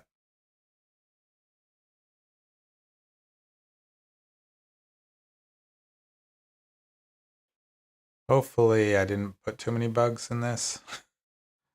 All of these are floor type, yeah. All of these are floor type, so that's good. This one, when we're checking the right, that means we are changing the middle row, but the column is bang over to the right. This one is the left, so the columns bang over to the left. This one we're checking the top, so it's middle column, not row. And our rows are on the top. And this one we're checking the bottom one. So our rows are height -1. Hopefully that's correct. So that should be that, adding doorways. Yeah, but we can't display anything. Like I can write a function, but I'm wondering if I write a function, then it shows me a different function. You can build make your own game map. Yeah, blah, blah. How the room. Okay. So we kind of know what's happening here. The number of the rooms players is currently in is stored in the current room variable. So I stored it inside the room variable, or inside the room structure. So as an index. So that's the room we are currently in. We also didn't calculate the X and the Y. We could do that right in here, and then we could tell the room to draw itself. Yeah. Well, I wasn't. I could. It would be so easier for me to just do that myself, but I want to. Then I'm going to be off what the book is doing. So let's keep following the book. The number of the room, yes. So we got some kind of global variable they're storing it in. Generate map function starts by collecting the room's data from the current room. Yes, we know. If you cast your mind back to when we set up game map, so this is the world map, the information in the room data list, which is the kind of the world map. It's a list, yeah. Yeah, it looks like that. Okay, so it's just explaining what we did. Create the basic room shape.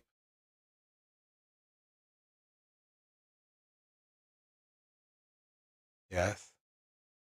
Okay, so this is interesting. I want to see this, but we haven't set up a function to do this. Use a function called getFloorType. Yeah. Oh, I actually didn't do the getFloorType. I just chucked it inside. It's just right.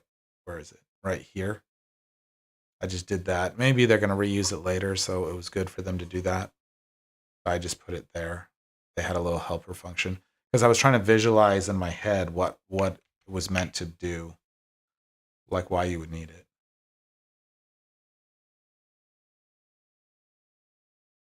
This is kind of what we were all working through already.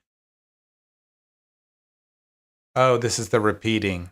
This is the repeating, huh? Cool. It's explaining it here. I still wish it was be explaining it when it did it, maybe, so I wouldn't just be wondering. I kind of want to understand better how these edges are working. The edge tile, either wall or soil.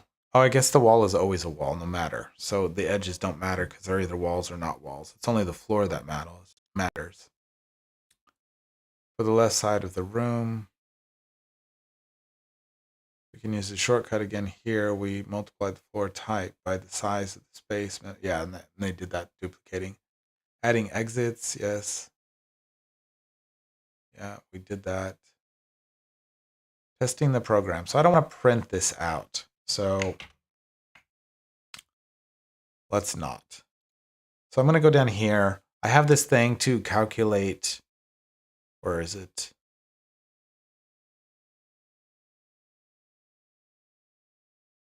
Okay, so I need to change X and Y to floats.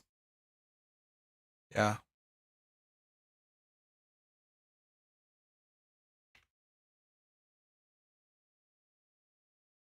It's because my type for my rectangles are floats.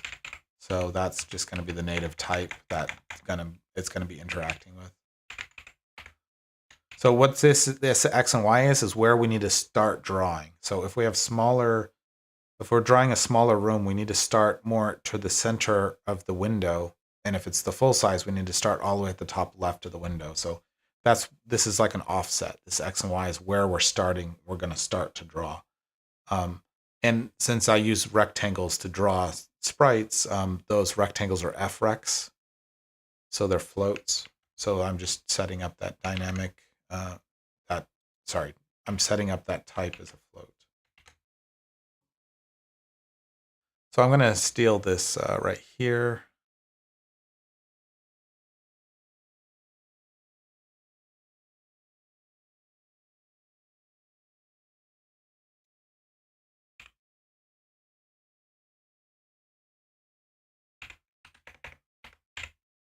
Okay.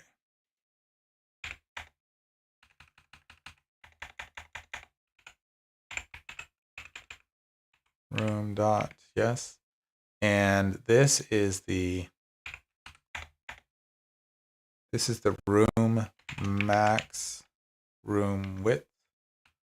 And this is the room width that we have. We already have a center, right? It doesn't matter. Why am I casting that to a float?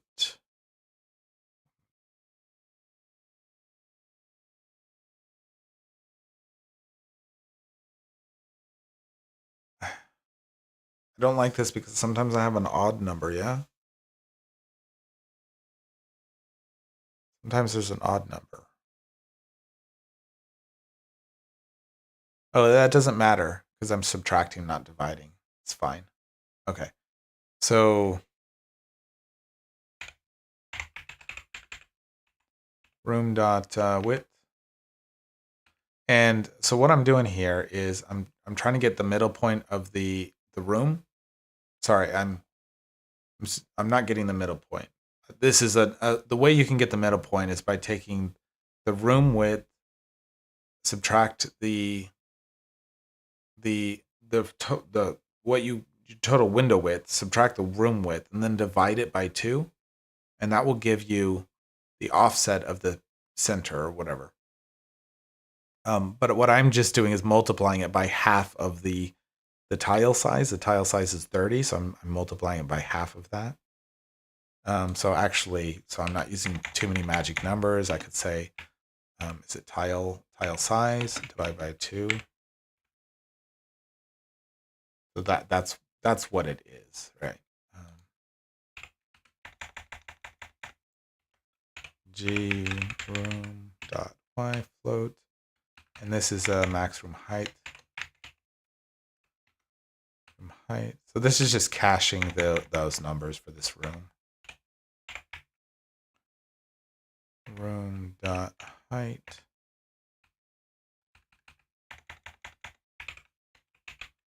Tile size of it 2. Whoops. So that's gonna give it all the stuff is gonna be set now in this. Should be. Everything should be set now. So if I just want to render it, I don't need this.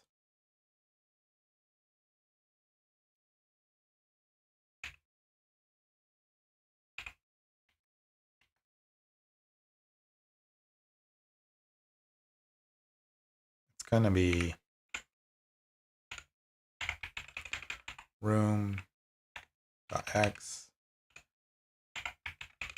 room.y.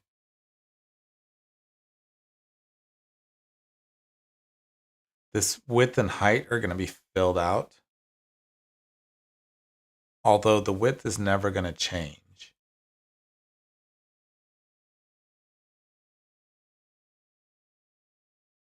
For the rectangle. Why didn't I ever do that? So I'm setting it with this right here.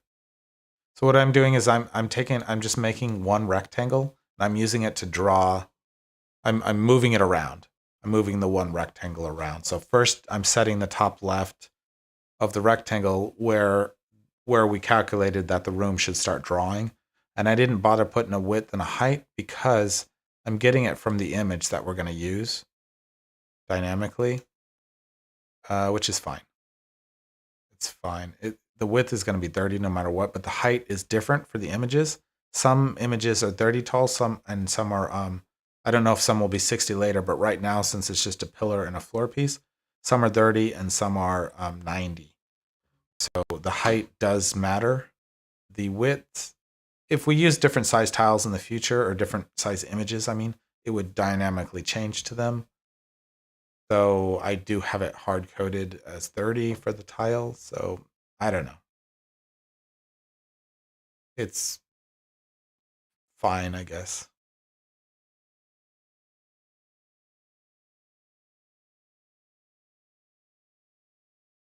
So this is going to be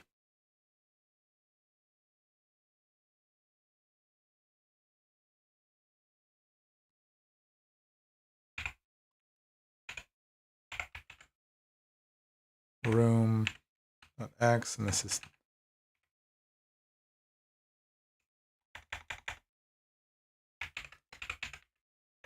tile size. Row is okay, so I'm casting.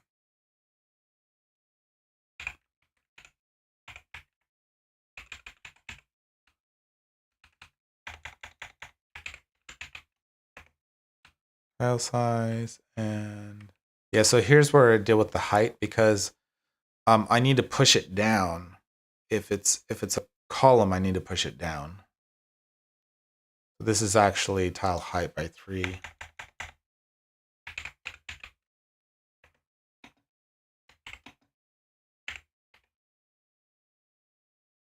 That seems, it's probably going to have something. Let's just do that. And now we have to actually like tell it to do one of these rooms. So I don't think I'm using this. Let's see if I just get rid of it for a second. If it causes any problems, and it did. Okay. Yeah, so this should be the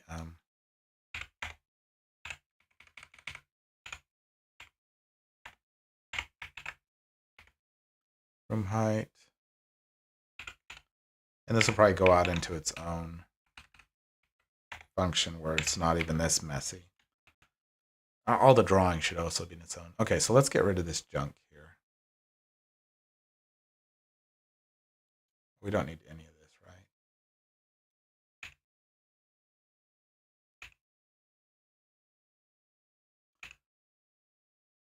It's going to complain about the map data.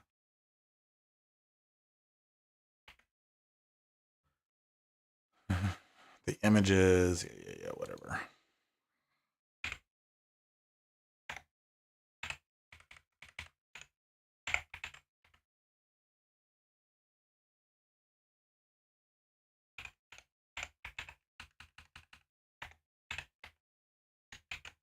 Okay, but we don't have a room set, so we got to pick a room. Let's just do the first room. So we need to call the generate this function here, which actually, yeah, didn't I call that before? Oh no, the code was just in here before. So I pulled it out.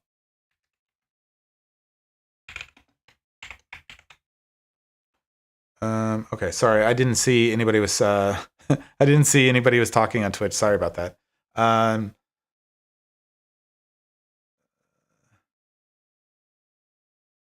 Should you know it? I just wanted to build what was in the book, so this is just me having fun. I'm not even sure if the person who asked the question is still there, but I'll just answer it anyway. So it says, hi ho GL, I guess. Python C version, not heard. Should I know it? So I don't mean Python C version. I mean, this is a Python program, and I'm writing a C version of it, is what I mean.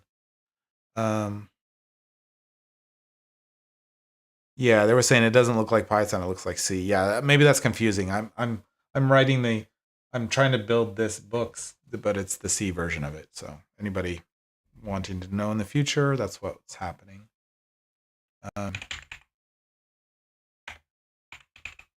Generate world.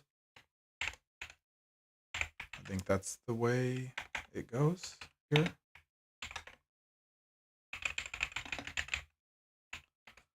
Yeah. And then let's generate the first with the outdoor or whatever and see how many bugs we got.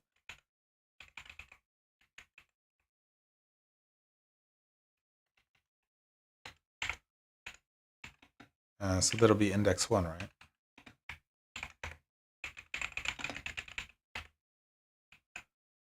Okay. And then it just runs in the loop. And yeah. Well, that's interesting. So I don't think it's right, but it didn't crash. So the floor should be floor, as far as I understand. Also,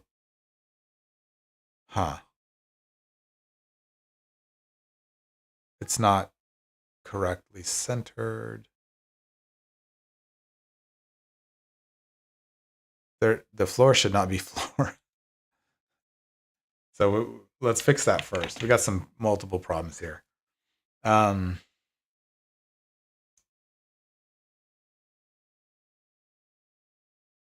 We are drawing the rows and columns of the room height, columns for the height.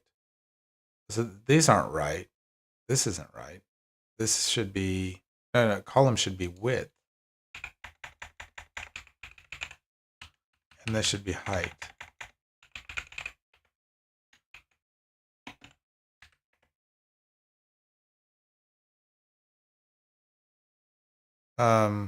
Okay. Well, it's the same, so it didn't change anything. We also need to subtract 2. I thought I was already doing that. So I may not be doing the math correct on where is this supposed to be a subtraction? Let me back up a little bit.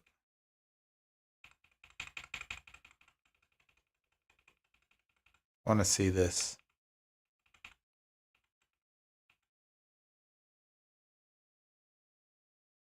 Plus 90.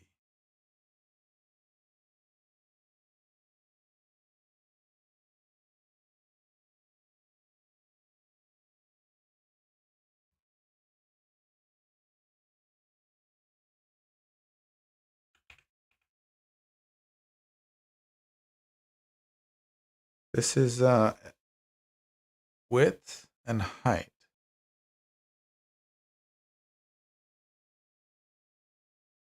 I just want to see these lines right here.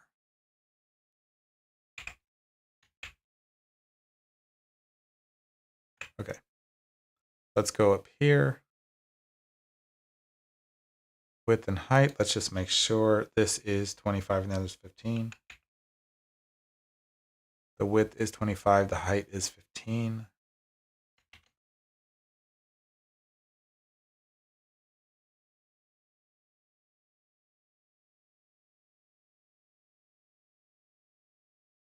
That should be correct. I'm wondering why the height is not correct right now.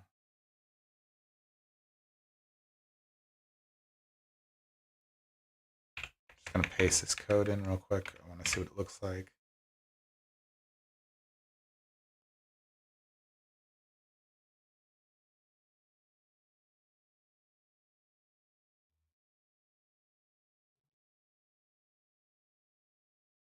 Does the X change its position? Right? No, it doesn't. It's an offset. So we have the rect X, we have that X plus tile size times, that's all the same. Room Y, tile size times column minus.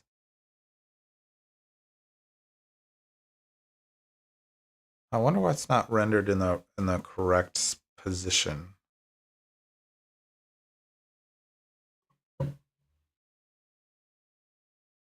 Doesn't seem like I changed anything.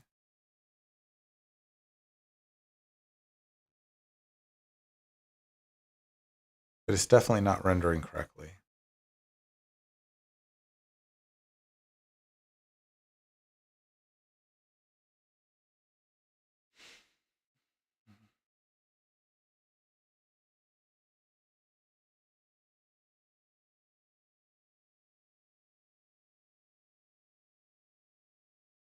Wonder if I should put this in a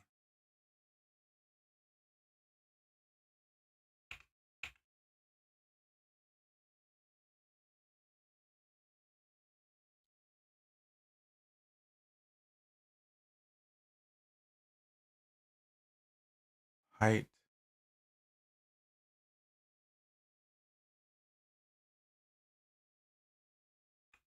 Maybe it's that I've done wrong. Maybe I should just remove this one. No. This is dynamic. This is. Oh, let's see.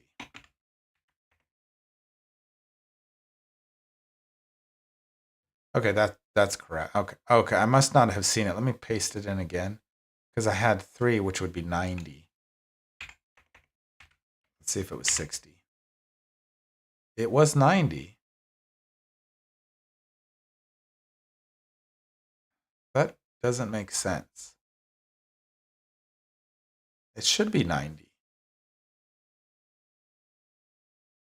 I don't know why I'm off.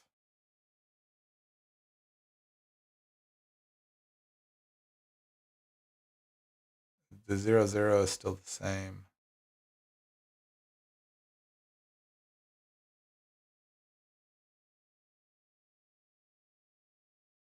Up here should still be the same. Seems like I'm off by 1.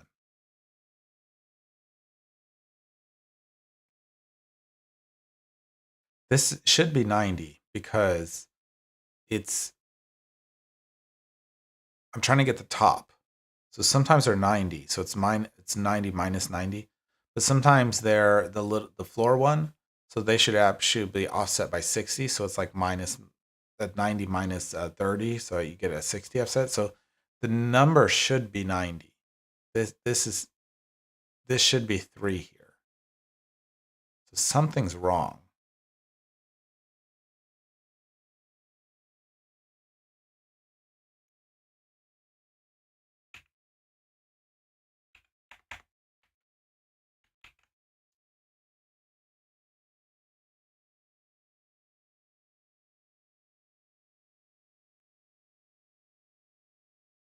Room width.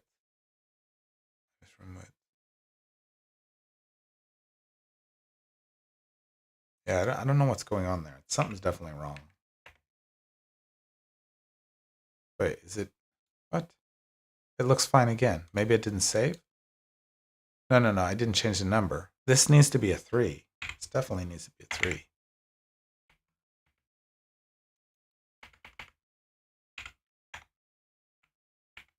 This should definitely be a 3.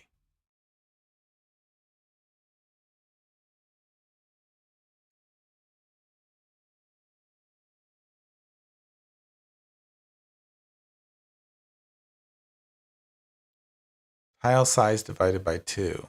Well, it's going to be 15. It's 30, right? 30. Yeah. So this is 15.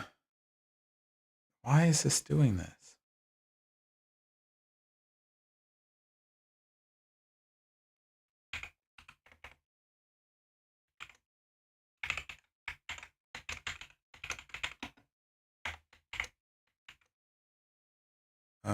Let's see. Y.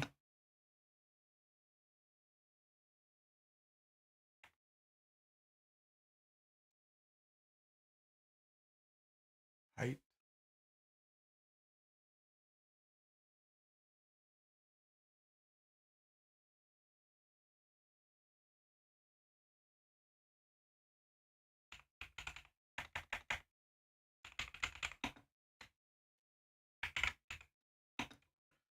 And let's see. Y.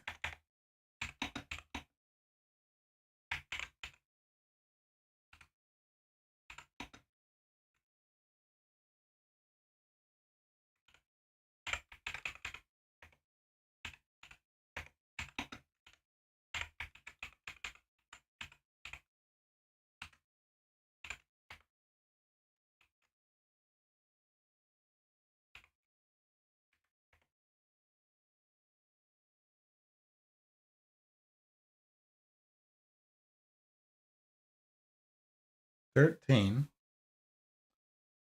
So I 30 is correct. I have 13.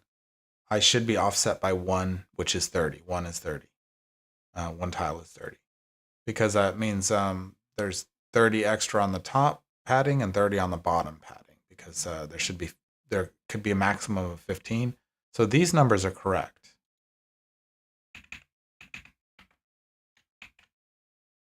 Everything there is happening correctly. Here we're just setting the X and the Y. They should be correct. Yeah, that's X. That's Y. Now we're going column.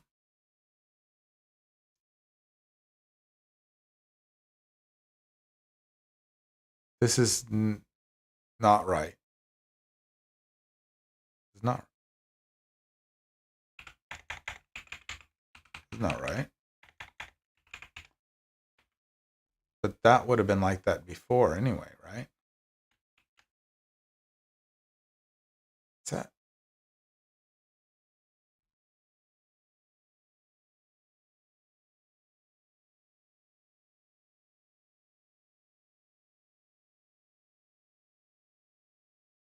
This is also not right. What the heck?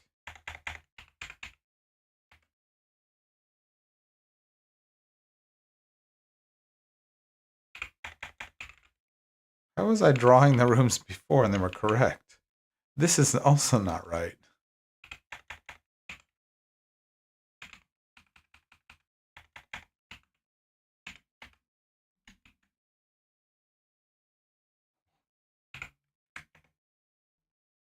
It's so not right. It's so not right. I don't think anything changed, but it's definitely not right.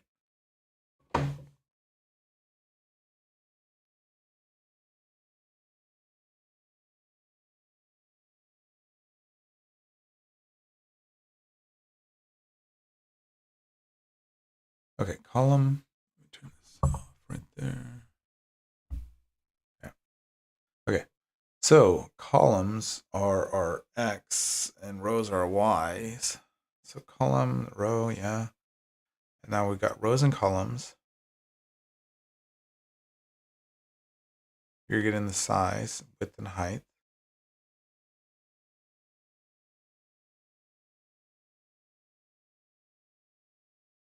Style size times columns.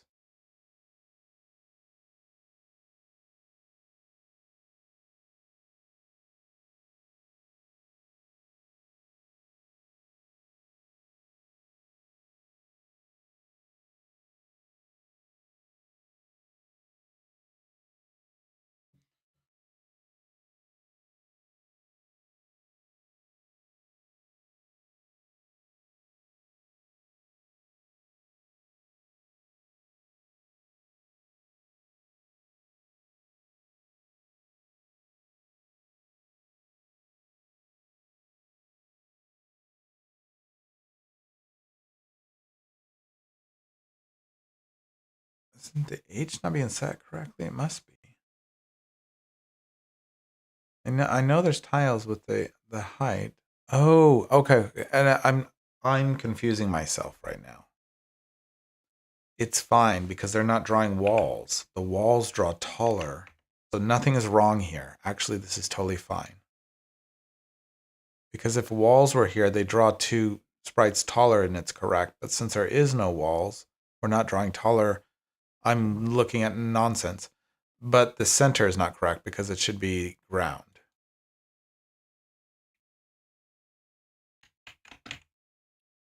So,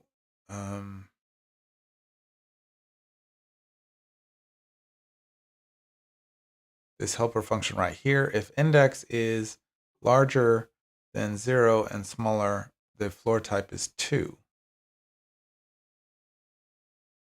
0, 1, 2. Yeah, floor type's 2.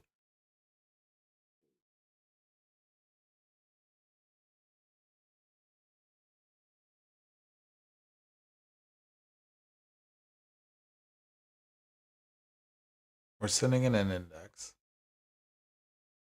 So the floor type should be 2. So I don't understand what the problem is. We're sending an index of 1. So 1 is larger than 0. And 1 is smaller than 26. Floor type is 2. So when we draw the center, we should be drawing floor type.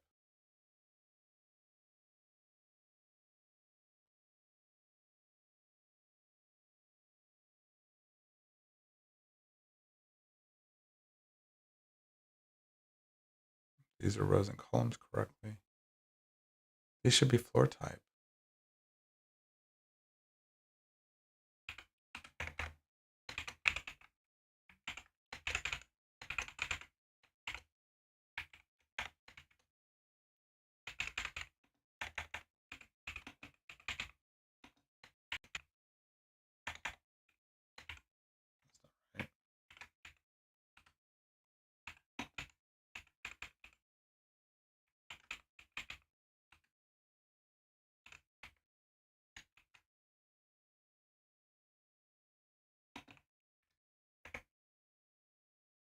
It does say floor type is 2.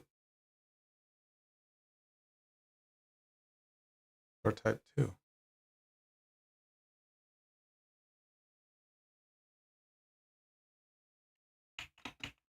Let's look at what we're loading. Well, we know that 2 is loaded as the correct image because we're getting the edges. So, and we know this. So it must be something here with this loop right here.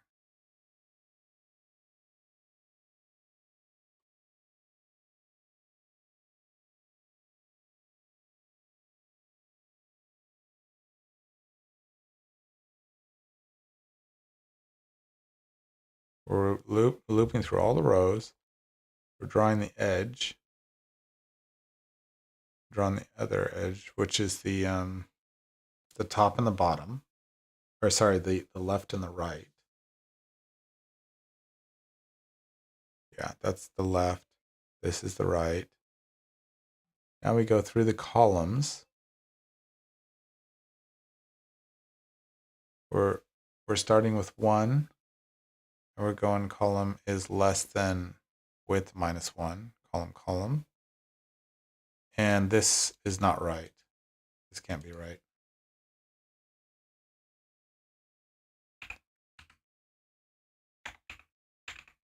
That's probably the bug right there. There we go. Okay.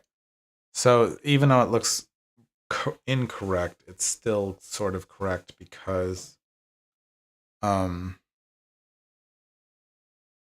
this is taken into account that's the height. So let's try a different room. Let's do a, where is it? Let's do room 26. That should be, oh, let's try 25 because we should be at the edge, right? Something maybe? Yeah. So we have our thing right there, which is like a wall or whatever. 26. Okay. So 26 should have an opening. I guess we don't see what's around it, do we? 26 should have an opening on the top and the bottom. So let's go look at that real quick. And it's a narrow room.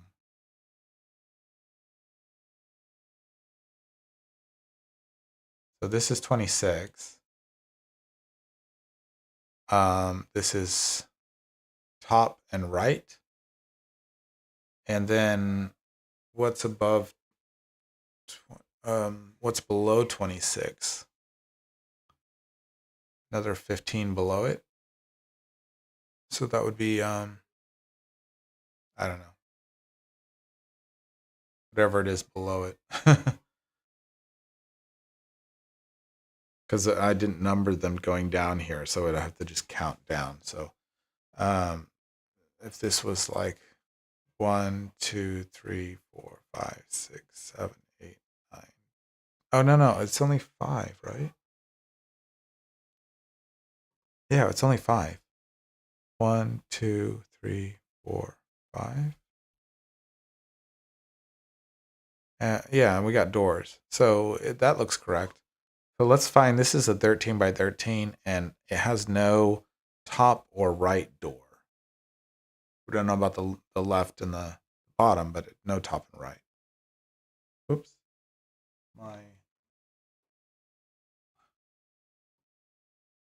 I'm running all this off my laptop and it wasn't even plugged in. Okay, so let's, do we know what room this is? Or is it the big room?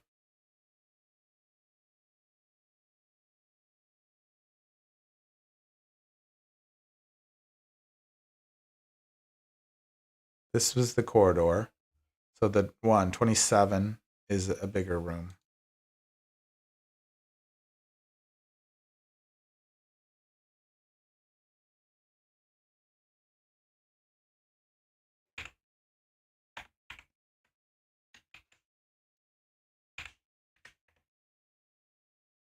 Okay. So we know the top and the right did not have doors, but we didn't know, the bottom and the left. We'd have to do the math to figure that out. But this should be 13 by 13. So this is like 1, 2, 3, 4, 5, 6, 7, 8, 9, 10, 11, 12, 13. Yeah. And 1, 2, 3, 4, 5, 6, 7, 8, 9, 10, 11, 12, and then the other wall 13. Yeah. So it looks like it's drawing correctly. And this is correct here. 1, 2, 3 is missing. So I don't know if oh,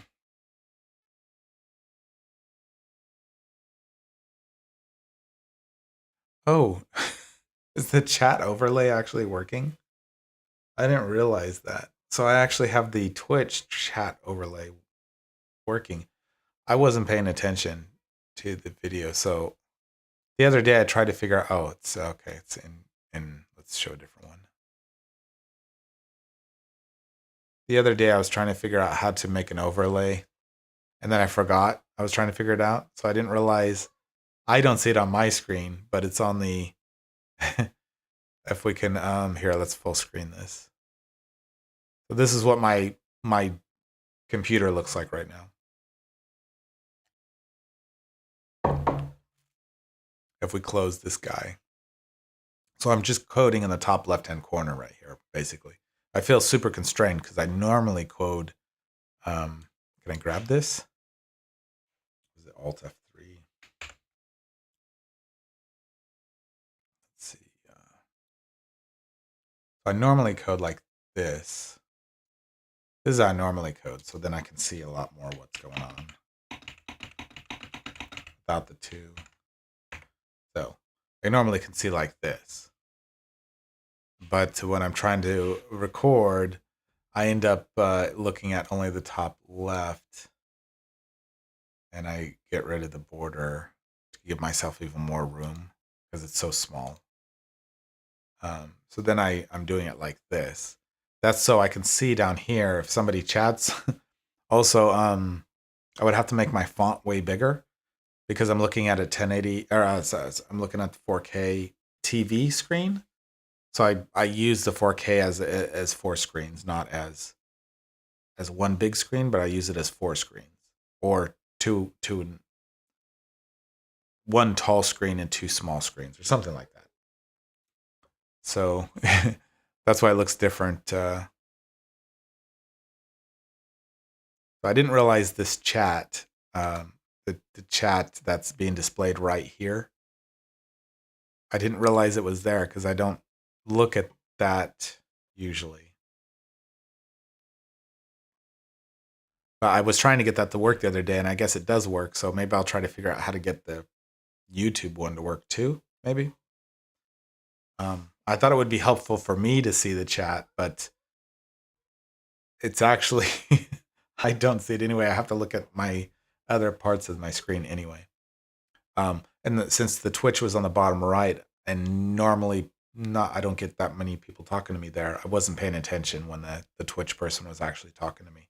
I was checking the YouTube more. Okay, so we are rendering.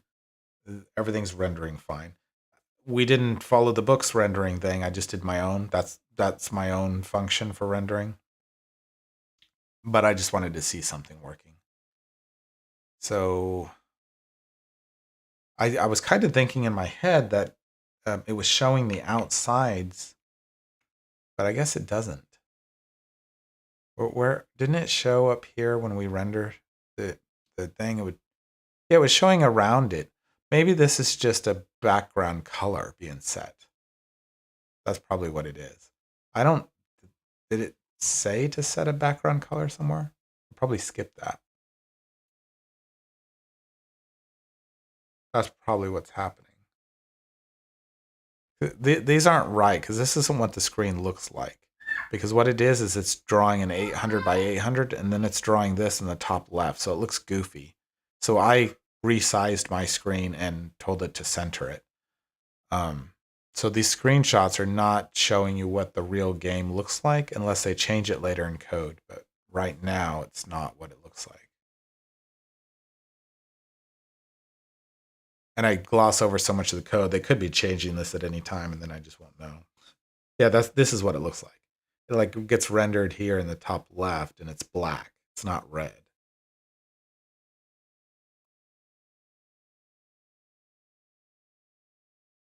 Okay, what are we doing here? We're entering different rooms. Oh, here's the drawing algorithm. Is it? Let's back up a bit. Oh, I hope I don't have to back up too much. We use a function called getFloorType to find out the correct floor type for the room. Functions can send information back to, yes, we know this. The floor type function checks whether the current room value is the outdoor room range. If so, the function returns the number 2, which represents the Martian soil. Cool. Otherwise, it returns the number 0, which represents the tiled floor. The check is in separate functions, so other parts of the program can use it. Yeah, it's so small though. It's just an if statement. I don't think it needs to be a function. Maybe it's, I don't know. I don't think you gain anything for making a function that small. Okay, so the generate map function puts the numbers, the for type returns the type visible. Use one instruction, get map. Use one instruction, 3. I don't know what that means. Generate map to set up the floor type variable to be equal to whether the get floor type sends back. And okay, so I'm reading it badly, but it's just saying, like it's using that function there. The generate map function also sets up variables for the bottom edge and side edge. These variables store the type of material that will be used to make the edge of the room. As shown in figure 4.3, the side edge material is used for the top, left, and the right sides, and the bottom edge material is used for the bottom edge of the room. Bottom edge. If the room number is 1 to 20,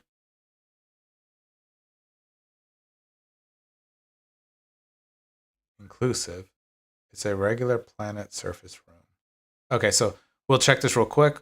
So basically 20 shouldn't have a wall. Only 21 to 25 should have a wall. So let's go check this and make sure the code is correct. So I'll set,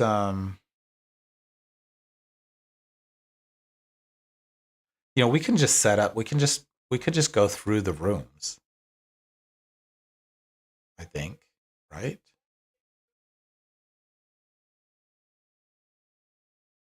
We could just flip through the rooms. Why don't we just do that?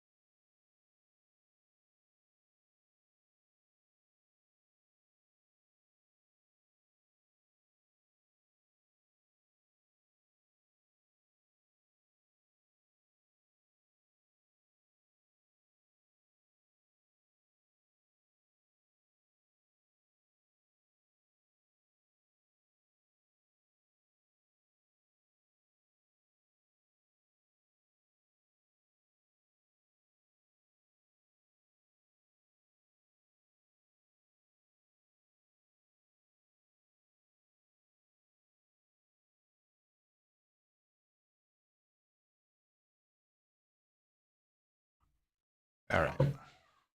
So just real quick, where is the generate game events? Yeah. So I'm just going to chuck in here something that maybe changes. Maybe we just generate the first room and then we can increment up or down, maybe. So we'll just do that. We'll just set a default as in like 1, not 0. And then we'll just grab this so we can cycle through. I'm not going to get too complicated and have it. Well, I can print in the. I could have it print out what room it is. I don't want to print text on the screen, make things complicated because it's just for me to see what's happening. So, is this press or pressed? I should say this should be pressed. Hold on.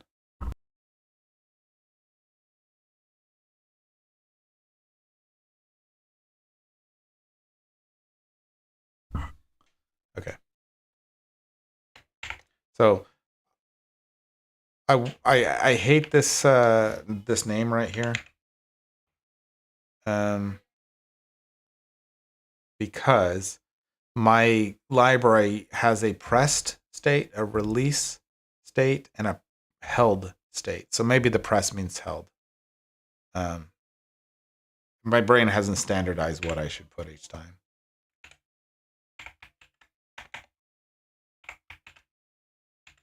Key press, and we'll say like up arrow. Up.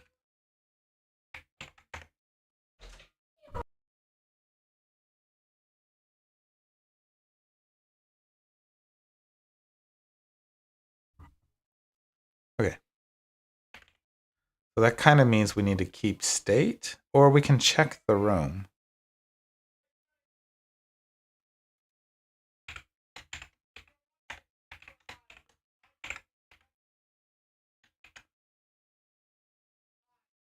Hold on a second.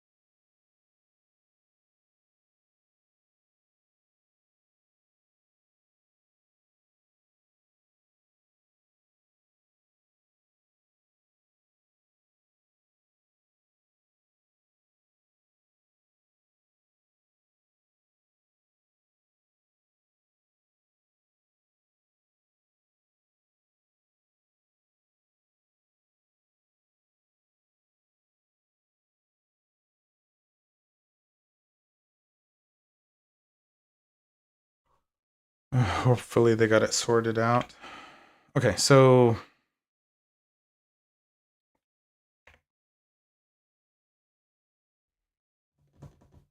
I'm not even checking that, huh? So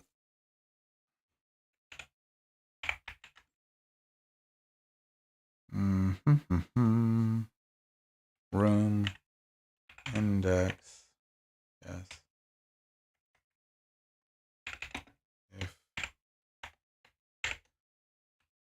If room index is, we're going up, so we're going to say less than, it can be up to 50.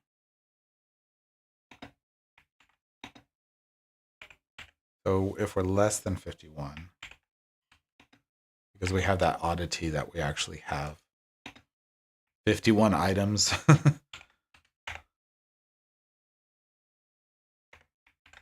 like that. Okay, so if we're going to do that, we're going to say index plus 1, something like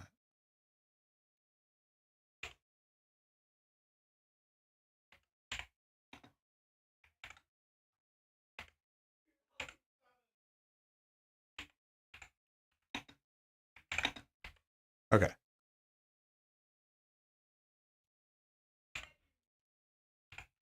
I'm not fast typing, and especially not on this keyboard.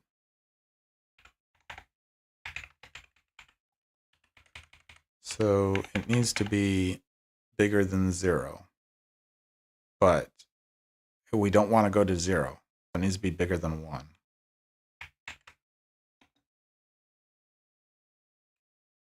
If we're bigger than 1, we can subtract.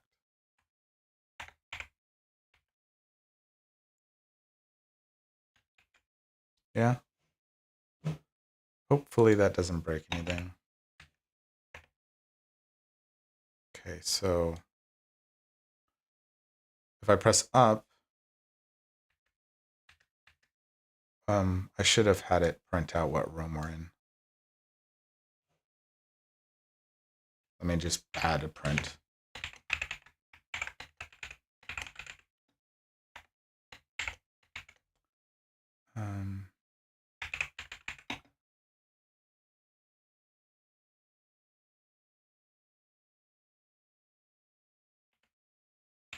Yank it.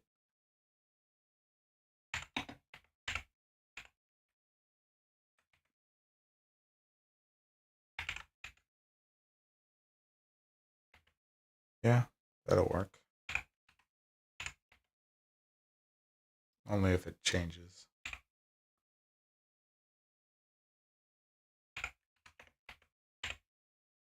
So these are just going to print out down here. Okay, so, and I'm printing FPS. So we're in room 2, 3, 4, 5, 6, 7, 8. So when we get to 20, past 20, that's 20. So 21, yes. Looks like we can enter in 21. Let me get rid of this printing of the FPS.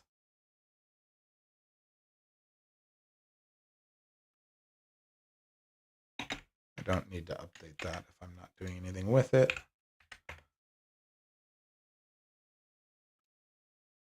Okay, so room 2, 3, 4, 5. We started in room 1. There's that. So we're kind of outside along the edge. So 5 of them should be along the edge. Looks like there's only one entry right there. That's the entry. And now these are the indexing through. So that must have been the one that you can enter into. And none of these will have a door on the top because, at least up until 30, because they were all walls outside. Okay, so it looks like it's working correctly for me. And we did go beyond. Okay, so we went to room 50 and then we kept going. So I got a logical bug here.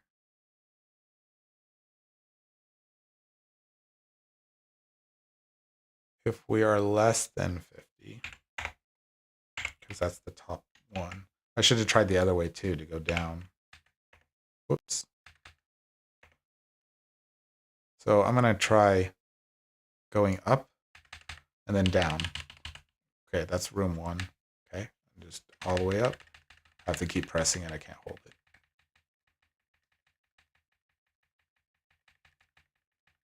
Okay, no problems. Okay, so what I'm doing is I'm working on it's a book for Python, but I'm trying to write it in C because I just want to see the program. So I'm working on this right here, Mission Python. I'm creating a game, a space game or whatever. I bought this years ago. I have this book right next to me, like on the table right now. So I own the book. And but I've run the Python game before, I think, just to show it with my son one time years ago. But we never did this project. And then I just moved away from Python. So I'm trying to follow the book and trying to write it in C. My biggest problem is I can't read Python very well. So like I got confused about the lists. I was trying to read the lists and my brain couldn't figure out how to read them correctly, basically. I didn't know what I was looking at because I just been a long time since I looked at Python. So we are somewhere. We were in the 60s or 70s. Oh, but the pages don't line up here. Maybe. So we're in here testing the program, and I just made it print for myself. So this is what it was doing. It's printing, and I just wanted to cycle through instead of entering room whatever. Well, maybe there's some logic happening here. Now you can use the arrow keys. Yeah. Hold on. They did the same thing actually. Okay, so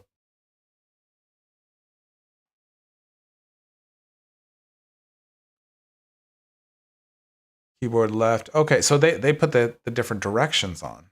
Okay, and they just clamped it at the end. Okay, let's just do that then. We should have just done it the correct way.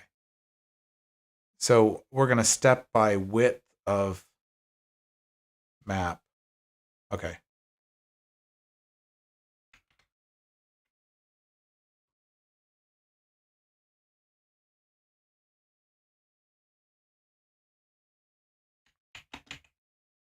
So it's still going to look like this, but we'll just take the clamping out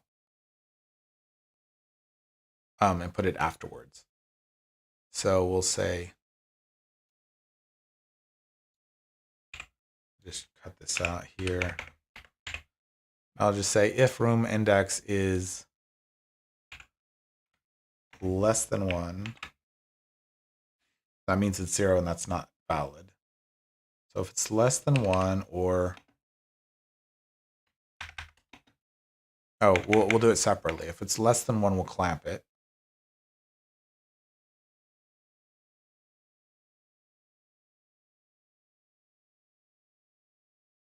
But how did it print? Oh, it just says entering no matter what at the bottom. If old room is not current room. Okay, cool. So I'll just hold on to an index and see if it changed. Okay, so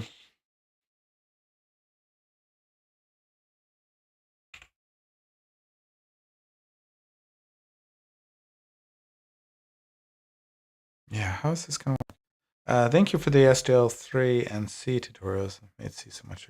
Yeah, I kind of got really frustrated with the SDL3 a lot. I got really frustrated with SDL3 as it was like claiming to be done and it wasn't done, and it was a year before it was feature complete and all that. I just and then I kind of wanted to just know how it worked myself, so I ended up writing my own replacement for SDL. So that's what this is. This is just my own replacement here. It's this little tiny. It's right here. It's like 200 kilobytes, something like that. But right now, I can compile it to different. Let me close this real quick.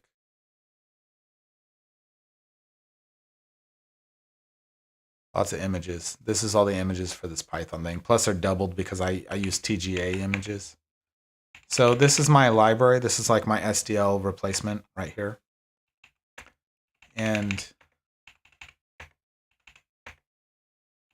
it's got 6 different kind of window backends right now. 3 of them are native. So basically, if I want to draw a window on the screen, make it resizable or full screen or maximize or not resizable, and also get keyboard input, mouse input, all that stuff, and everything like that, that is Wayland. And then I have a XCB and a X11 version. And then I have wrapped versions for SDL2, 3, and GLFW. And these are strictly to deal with the window. So I call them platform, but they're literally the drawing of the window, the getting the context for OpenGL, and dealing with mouse and keyboard and stuff like that. So basically, these are the native ones. And then these other 3 can work in OS X Mac as well, because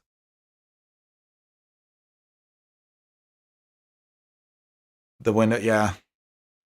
So the funny bit is wrapping SDL2 and 3 and GLFW are not shorter than just writing native X11 code. Right? This is my native X11 code. This does everything to do with the mouse, the keyboard, and the window itself, controlling the window, positioning it, resizing it, titling it, the putting the icon on it, all that stuff. It's not that like that's the keyboard bit. Hold on. This is the platform bit, this is the window bit. So how many there we go. It's 1,000 lines. This is doing a lot of stuff. I mean, like this is setting the window icon right here. This is making it resizable. This is centering it, which you can't do in Wayland, but whatever. This is maximizing it. And there's lots of stuff that happens setting it full screen. Because I don't just set it full screen. I need to track while it was full screen. If you changed the window size, it needs to know that. So I'm doing a whole bunch of stuff to make sure everything works correctly.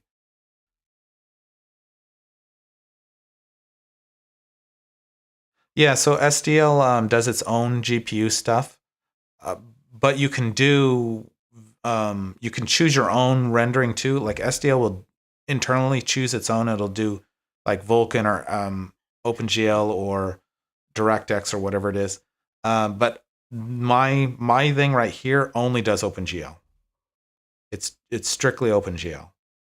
So all the native ones, the XCB, which is X11, XLib, which is also X11, and Wayland, those are Linux specific, and they are going to do everything to deal with the window, and they're also going to give me an OpenGL context. The SDL ones, they also, I'm getting a OpenGL context, and I'm doing nothing else. SDL does nothing else other than the window stuff. So whatever's in this file right here is what the SDL one does too. They're the exact same functions, and I compile which one I choose. So set window restore, set the position of the window, which you can't do in Wayland, set the size, set the title on the window. This is the way I get the events. So all the events for my thing, I put them in arrays. So I have a keyboard array that is a key press event just happened. The key is being held down, or a key release event has happened. So 3 different arrays, and I do the same for the mouse. I also do for the mouse position. I have the real mouse position and the logical mouse position based on what your render size is. And all that is done for you. And you just can get a pointer back to it or use a helper function. So you don't have to monkey around with this like pull events stuff, because everybody does it differently. If you see my game here, this is what I do. I say, hey, pull events. And it's like, cool. And I check, was the window closed? This is just a helper function. Was the window requested to be closed? So I've only tried this in Windows and Mac. Or sorry, Linux and Mac. I don't have a Windows machine. I don't have a machine that has Windows on it that I've booted up. Does that make sense? So I took my code, this whole thing, and I took it to my son's machine, and it wouldn't compile initially because you have to set some flags and you have to change the compiler differently. But then we did get it to compile, and all 3 of the code worked, like the SDL2, the SDL3, and it all worked out of the box. The only thing was I have my own OpenGL loader. So let's look at that real quick.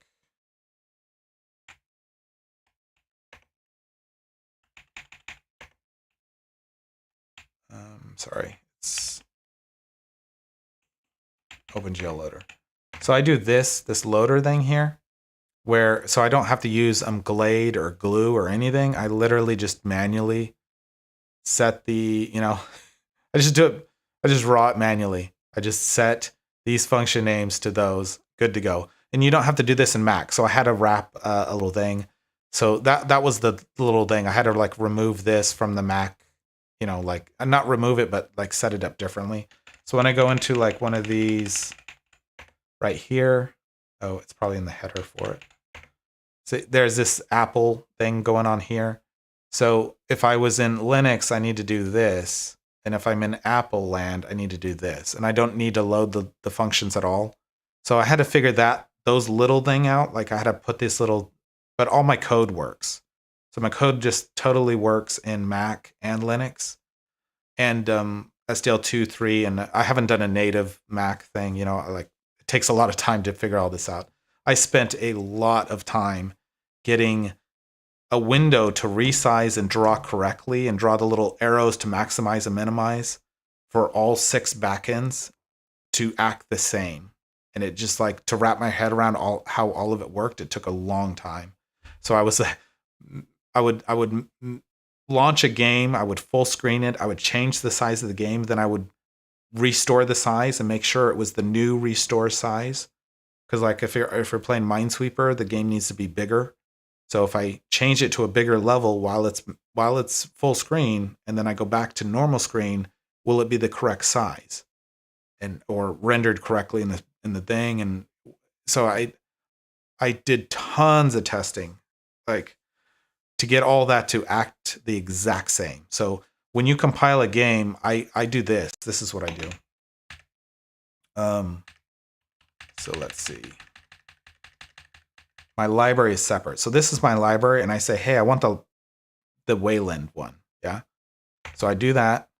My code doesn't care what platform I'm on. The library says we're doing the Wayland version, and all the function names are the same. So it only compiles one version. Yeah. Don't laugh about the assembly, because the game that I actually have in my mind to create is a game where you get to write the assembly. So I've already made a 6502 CPU. I already have a 6502 written in code in C right now. It has no software with it. It's just the working processor, basically. And I have some game ideas for that. But I'm trying to do something smaller first because I feel like that's going to be too hard. And I just want to make a simple game first. So I want to make a top-down game. So I figured I'm going to start doing this little project first and see how this is and see how it's done, see what it looks like. And then I have my own idea that's totally different. But this project is just an exercise. And, and there's still stuff missing in my library. So anyway, if I was rendering that and then I wanted to play a game like what is it called?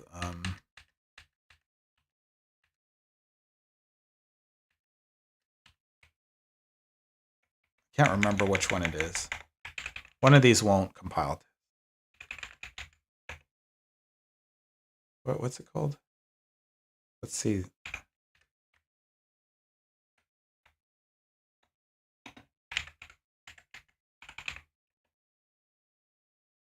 Okay, that's not the one. That was old code that I was porting and then I didn't finish it.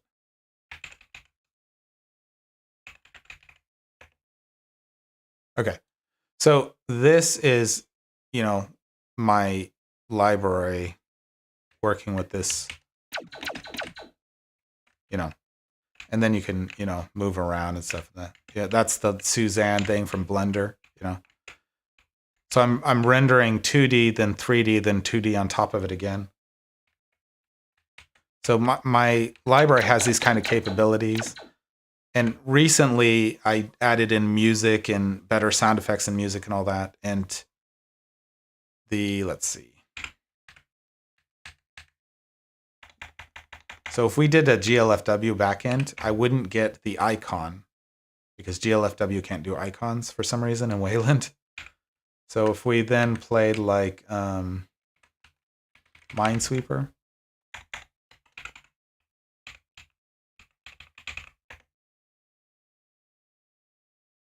I get the Wayland icon here because GLFW can't handle it.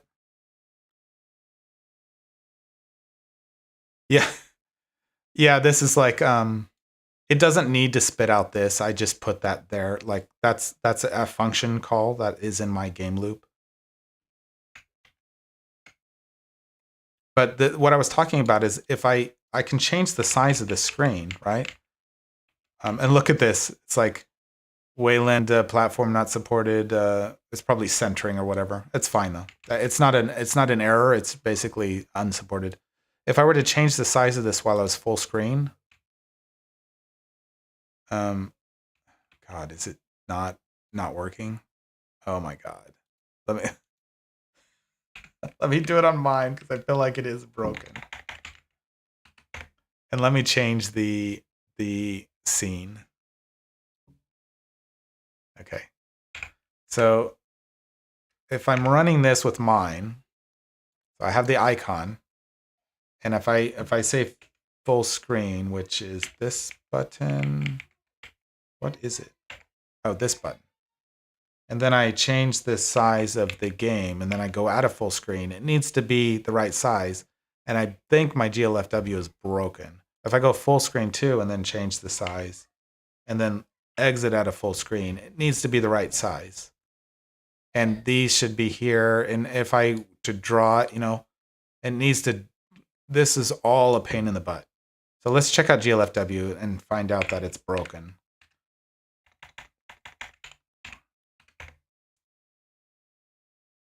And I don't need to recompile the game. So this game, I don't need to tell it to compile.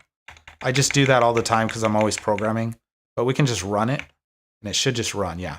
So it just runs. It doesn't care. The library, it sees the library is the same. Oh, yeah? I haven't played with any kind of memory arenas or anything yet. Although my thing that, my bash, I use the same library to run bash games as well. That one I kind of like keep track of things, But let's see if we go full screen and then we change the size. And then we exit full screen. Oh, it looks correct. Okay. What about maximized? And then we change the size. Oh, that's not right. And then we exit. Yeah. So there's definitely something wrong with this version. So as I said, I spent a lot of time making sure they all worked, but I guess I didn't really care about GLFW, and maybe I didn't test every iteration that you could possibly think of. Yeah, I also have this other thing where it's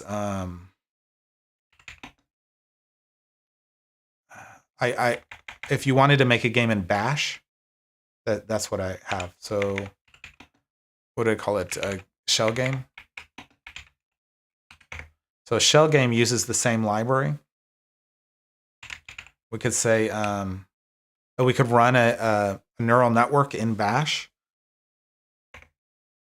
This one's running this little neural network in Bash. And it's just showing me. So this game is running itself right now. And I'll go back up to scene 1. So I'm not playing this game right now. I'll press space to start it again. So it's playing itself right now. And we can speed it up. If I remember what button. That's turning the music off. There we go. So, and this is a little neural network running in Bash.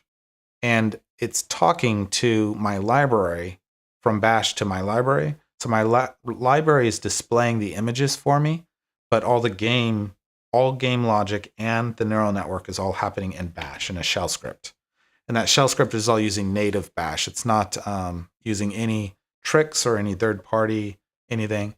So on my laptop running at about 10 watts right now, it's able to run this at like 240 frames. And that's the reason why it's that speed is because it's running a neural network in Bash. That's like, yeah, it's handling the input all in Bash. I'll show you. I just wanted to see if it was possible. There's other ones too. We can actually play that game if we wanted. Not to play the AI version of it. Just the normal one. And then it's going to ask us what backend. This is the way we communicate. So this is the same game again, but the yeah. So I'm controlling it. And let's see if we can show the FPS. I can't remember if we can toggle the FPS or if it's just unlocked. Oops, that was full screen, wasn't it? So this one has delta time for movement. The other one did not. So the other one, it's going to move faster because it's got a standard tick movement or whatever. So, and we could play some other games too, but this is this other project, and I have this as an SDL project on GitHub, but none of these things are on GitHub. So this is, I rewrote that whole thing, but it's called Shell Game, and the neural network is hilarious because if you can like just look at the neural network, it's just numbers, it's just some metadata up front. It's an integer based neural network, and the actual script that runs that game, where is it? It should be in examples.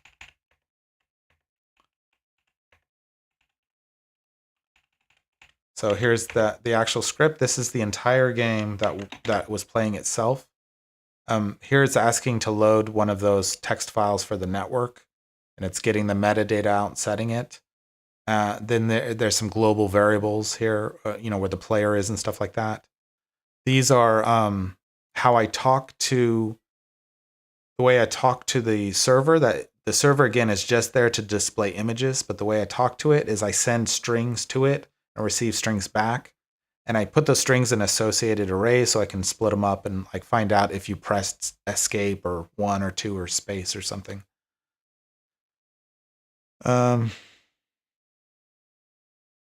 So this is displaying that stuff before the game starts. Then this is starting the Shell Game server up and setting the size of the window, setting the title, setting the icon, making it resizable, setting the scale to linear, not nearest. I don't know if this does anything right now. Is it making it 50% bigger? Create new background sprite. Yes. Create player sprite. So I don't know if I set up the music correctly on I don't think I just recently added music to the library. So I don't know if I've updated Shell Game. I'm pretty sure I have not. So I think I was playing that music as a sound file, not as an actual streaming music file. But my library has since been updated. Text, I'm using Sean Barrett's text single header thing right now because I just don't know how to do text. So that's how I draw text. Although I can draw bubble text now. I figured that out. Made a shader for it. My library does dynamic shaders now that you can load your own shaders in and choose whatever kind of shader program you want. Just on textures right now, though. So these are, oh, I am setting a music. So maybe music is available. I thought I hadn't done that yet. So this is, so the server actually handles whenever you tell it to load something or not, it keeps it in a dynamic array and gives you back an index. So if you ever delete something or you do anything, it handles all that for you. When you shut down, it cleans up for you. So it is kind of handling some stuff for you. The allocation of memory and things like that. So yeah, this is where the game loop is, and this is updating. It's going to tell you like this handles the clocking of the game and everything else. Like if you set right here, if we set it to this one is not set. Yeah. Anyway, this is like updating it. It's updating the server input and also timing the game. This is just calling the function above. That's getting the key presses. So where's that key presses function? So this key presses, what it does is this string right here gets sent to the server. And it says array key pressed and then escape 1, 2, 3. And on the server it says, oh, you want an array back. Okay, I know I'm going to send you back an array. And the sub, it needs to parse all this. And it's like the sub thing that you're talking about is keys. And in keys, you're looking for what keys have been pressed. So what have gone from up to down. They're not being held, but actually just got pressed this game tick. And then after that, it's going to say whatever else you put in it, I'm going to assume are things in the array. So it's going to send back an array of is escape pressed, 1, 2, 3, 4, 5, or space. So you can put all whatever you want, and then I'm chucking it into an associated array. So the array that you get back from this is called array. So if we go right here where this is defined, it's actually defined in one of the backends, which is pipe, the one I was using. This is the whole thing that sets up the pipe server. This is every bit of bash code that is talking to the server.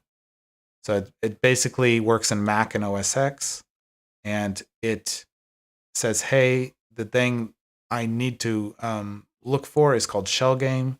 I need to make a pipe, to server and from server because I'm talking on a Unix pipe. And then if it fails, we get a fail message. This is creating the pipes if they're needed. This is running the server. So it's running that shell game binary that I have that uses my programming Rainbow library as the server is basically parses things. And this is how it quits. And this is how it sends. So it sends the string literally like that. It says if it was an array, it's gonna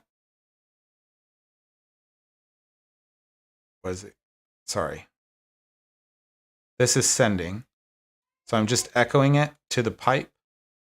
And then if it was an array, I'm waiting for it to come back and I'm putting it in an array. So that's everything that happens. So when I run that, it's running with that pipe. So that pipe just defines two functions. One is sending information, the other one's receiving it. And so every time you see anything here, SG command, this is sending. And these are just variables. This is a bunch of variables. So a lot of them you can send things in. Instead of sending 100 different times, you can just send one time with 100 different items in it, depending on what you're doing. So So the way that it's getting everything, so right up here when we're playing, so we're checking if escape was pressed to quit. We're checking if the full screen, number 1 for full screen was pressed, and we're going to toggle full screen. We are checking, this is just a shortcut for like an if thing. If this is true, do this, This is the same. If this is true, if this was a 1 that was sent back, not a 0, then do this. If escape was a 1, not a 0, do this. The music. This toggles it. This is just the music boolean. If it was on, toggle it. Yeah, it's just plain bash. Although I learned little shortcuts in bash, but I wanted it to be bash. Like there is no funny business going on. So this one is looking if keys, and instead of key pressed, keys are held down. So I want to know if the arrow key is being held down on this frame. So I'm asking it for left and right. Those are the only ones I care about, and I'm just holding it in this associated array. And this is how the inputs to the model work. Right here, this is all the inputs to the model. This entire thing right here to right here. So I have 15 flakes. They could be 5 of them are yellow and 10 of them are white. And for every flake, I want to know the flake, how it's different offset to the player, to the snowman. So I don't care where the flake is. I just want to know how far away from the snowman it is. So on the left or right of the snowman, so it's going to be positive or negative, or above, how far above the snowman it is. So those are the inputs. So there's 30 inputs because there's 15 flakes and X and Y offsets for all of them to the snowman. And these are the inputs to the neural network. And this is the neural network right here. This is the entirety of the neural network. Right here. That's it. So this one is doing the inputs are happening here. So this one's doing the hidden layers, and then this one is the output layer. It's slightly different because it's doing a left and a right, but it needs to know, should I go left or right? And then this one is just now giving those inputs to say, hey, if it is left, make the player face left and move left, and so that's literally everything. So this is just how a neural network works. You go and the size of this is scalable. So like it doesn't know how many. It gets it from the. If we look at the neural networks here. So this is this Bash one. This means I trained this neural network with Bash, and it took forever. And it's a little neural network, and I didn't train it very much because it's super slow. But I just want to see, can I write a Bash script that actually trains a neural network? And I did. And it's one layer that's got 15 hidden. The hidden layer is 15. And this is another one of the hidden layers 15. Here's one I wrote in C. I trained it with the C. Both the Bash and the C are multi-threaded, but the C one is way faster, like 10,000 times faster. So this one has 4 hidden layers, and they're all of size 15. But you can choose different sizes. Like this one's a 32, 16, 4, and an 8. So it's, its first hidden layer is of size 32. The next one is 16. So for this 32, it's going to go through. Yeah. Well, I mean, it's Bash. So the one thing that you saw about the network is this is not floats. It's integers, because you can't do floats in Bash. You can do a float in Bash, but it uses a terminal command, and it's going to be way slower. You're spinning up that terminal command, right? So all this math is happening. Like my shell game knows nothing about neural networks or anything. My shell game just does what it's told. You draw this square in this spot, and you do that. It doesn't do any game logic. So the Bash script is doing everything. So this is very simple, though. It just runs through each neuron and looks at the one before it, and it multiplies it by the weight and accumulates it, and then it runs a step function on it, and that's it. But because we have integers and not floats, we need to. The integer is going to get bigger. So then we got to divide it every once in a while, or it's going to get too big. So it's a bit weird, but it's like you're getting a bigger number, but you don't want to overflow. So I'm dividing it by scale. So it seems to work. It's not like I didn't think of it, but it's like it's not a very popular idea. But it's funny that I have a similar. I've written this type of thing, but written it totally differently in C before, using floats, and it performs the same. It doesn't perform better using integers or floats. So it kind of trains up. You can train it for like in C. See if we can train one. So if you want to train this, there is a C trainer here and a shell trainer here. So the shell trainer is basically just the game without any graphics. It's taking a bunch of inputs, like what would you like to name the file, how many layers, the population of how many games you want to run in parallel. So like on C, I might run 240 games, and then I keep like the top 180. And for each game, I might run 2 trials or 5 trials. So I might run 240 games in parallel, but I run each one of them twice. So I'm actually running 480 games, but I'm averaging the scores, or I'm adding the scores together for the 2 trials, and then I put them in a row, and I keep the top like 180, and then I take the top 180 that I did keep, and I make a parallel group of those to fill up the bottom 60 with mutated versions of that top 180. Generations and the mutation rate, how much it mutates, how much the range that it can mutate. I forgot. I can't remember the X and the Y range. This is how much. What this is the number, how far away the flake is from the snowman. Let's say it's like 60 away. I'm going to have that be like 0. And as it gets closer, it's going to ramp up, but like as a like a like times itself, like a squared.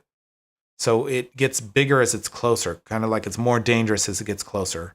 So this X range is like how far away do I just ignore things beyond that? And when it starts to get in range, it starts at 0 and then it starts ramping up heavily. So that's what I was doing here. I'm not a master at neural networks, so I don't know everything about neural networks. This is just like toy project in Bash, so it's super toy. But yeah, this is what it does down here is it just plays the game, but it spawns up a bunch of what do you call it, shells. It spawns up like 24 shells and tries to run them in parallel, but it's way slower than C. It's just way slower, and it's just running the game mathematically.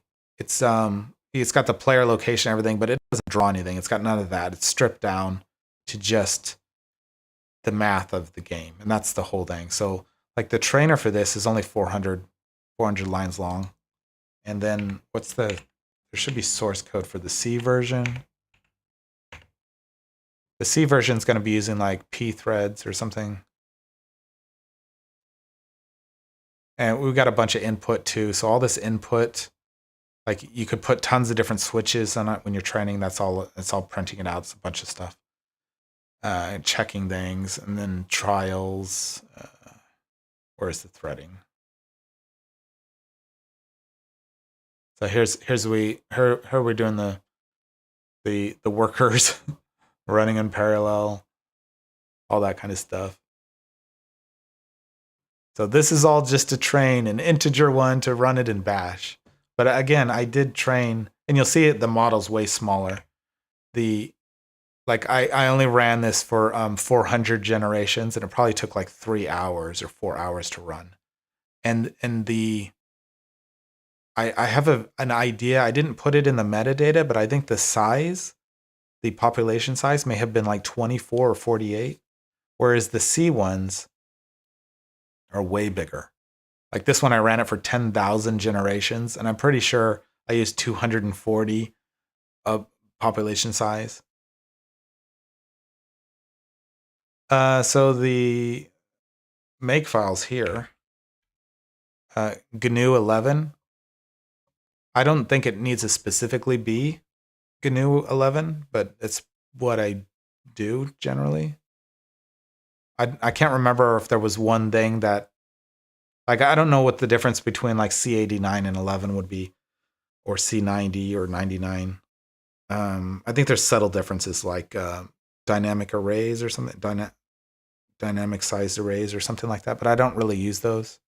So I can't remember what, but I do O3 optimization for release. Let's see if we can run one of these. So I'll show you the system that I'm working on. Like you see this is my streaming system right here, right? And what's the I forget what's the one everybody uses to show their system? Yeah, there probably is no reason I'm using 11. And I think some of my other ones say C11 or not GNU 11. I don't think there's any reason. Even the difference between 89 and 99 is like only a couple things. So it was probably a subtle thing I looked up years ago and then don't even use it anymore. Yeah, I use basic C stuff, so I don't do anything weird. So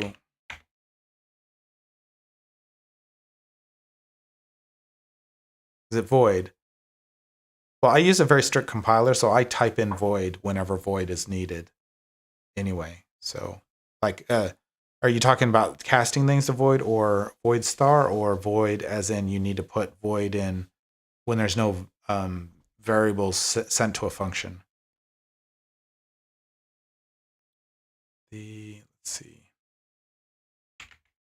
So this is the wattage that I'm working on right now. So my graphics and CPU is running at 9 watts right now. I forgot what's the stupid command for like showing what system you're on? I forget. What is it? I always use htop, but that's not showing the system. There's htop anyway. We got lots of threads though. We can just go in here because I can't remember the stupid command. But we're doing the HX370, and I'm telling it to be quiet, so I'm running at like 10 watts. It's just Arch Linux. Nothing special happening here. Serial number, no. So if we go into one of these, and let's try to, what is it? A CTrainer.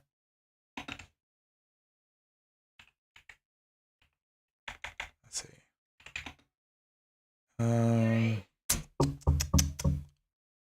CD shell game, and then neural network.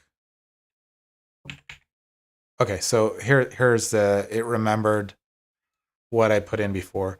So if we use 24 threads and we had one hidden layer of size 15, and our population is 220, so I'm going to change some of these. So I'm not going to mess with the X range and Y range. Mutation rate, generations, 1,000 generations is fine. 5 trials. So I think 2 trials is okay. I think I do 2 mostly. I'm not. We'll change it to 3. If I don't know if 2 is better, we'll say 3. We'll go 3, and we'll say 180. We'll keep the best ones, and the top half you end up doing a lot of churn. So 240. We'll keep this, and we can do some. We'll do one hidden layer here, and we'll call the name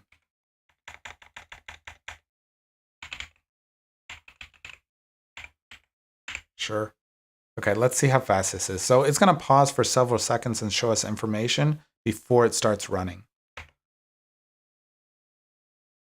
So this is the pause. Okay, here we are. We're running. And we can't see everything, huh? So we are on generation 300 right now. So we're running 240 games 3 times for each generation. So that's like 700 and almost 750, like 7 something.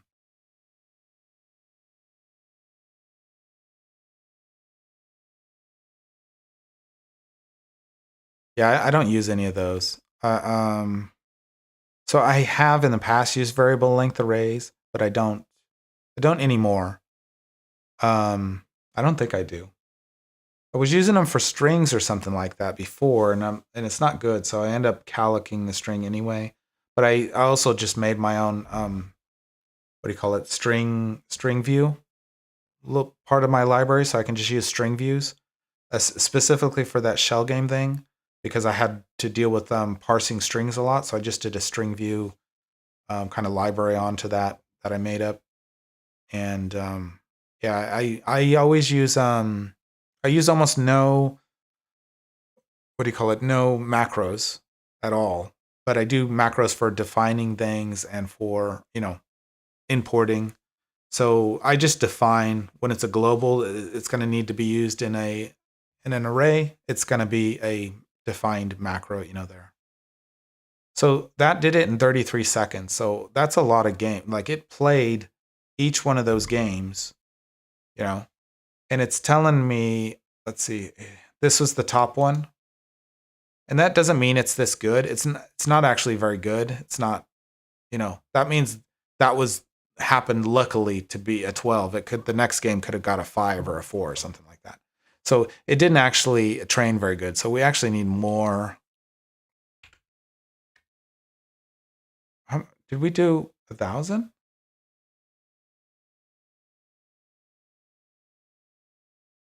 That's weird that the score didn't take off. Usually the score starts taking off.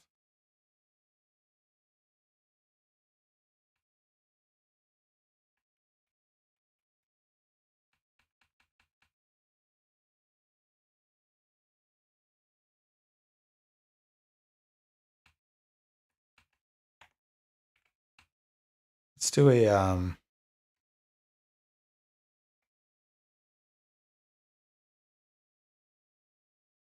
5,000. Only 2 trials, and I never saw a performance increase by making the. Let's do the 32 and 15. I don't think there's any performance for it, but let's try it. So we made this 5 times bigger, so it's going to be a couple minutes on this. There's the 0, so let's bring this down to there. So there's the top one, so we should see this number at some point start to rise. So it looks like it's popping around 12, 13. If we can see it getting into the 20s, maybe. But it doesn't look like much has happened here.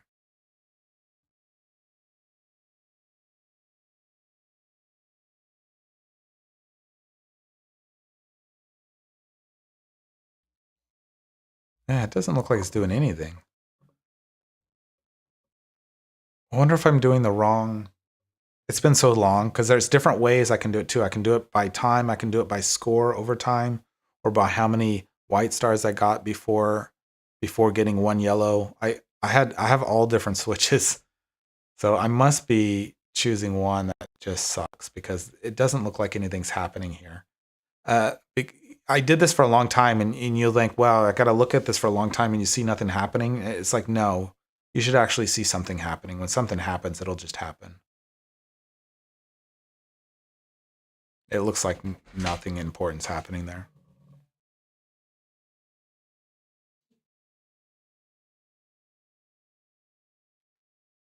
Yeah, we're at 16. Yeah, ain't nothing happening. I'll do a history and see how much what other ones are in the history and see. Um,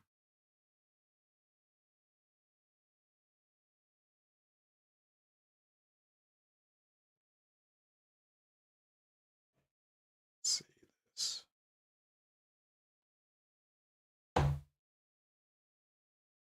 Yeah, to me this doesn't look like anything's happening. Oops. I'm gonna stop this because if nothing's happening, what's the point watching it? So we call this C trainer. Let's do a history on that.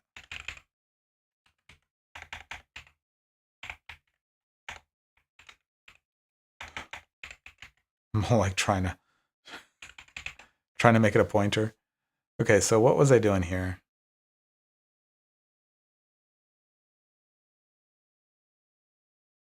So I was doing 240, 160, 5 and 5 mutation range, 80 and 240.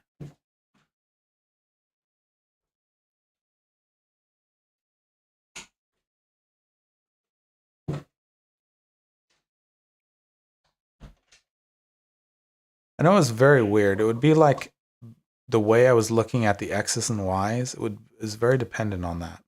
So I felt like I didn't know enough.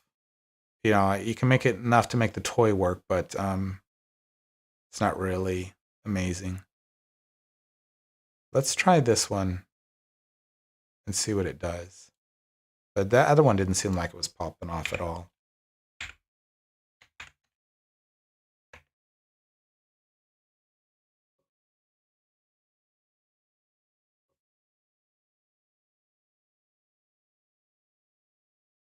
I don't see anything happening. It was running faster because that other one had that size 30 hidden layer. Oh, what? Unknown command. 400. Hold on. It's probably this.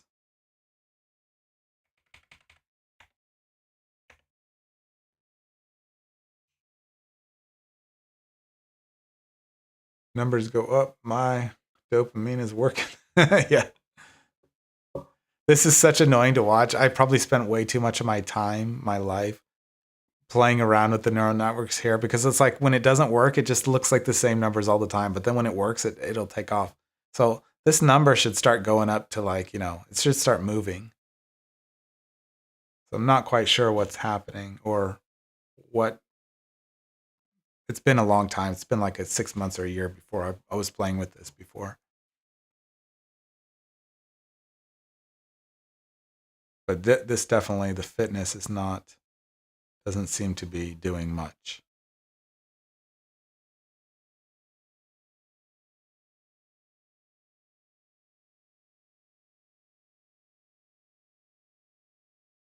It's not even breaking 20 up there.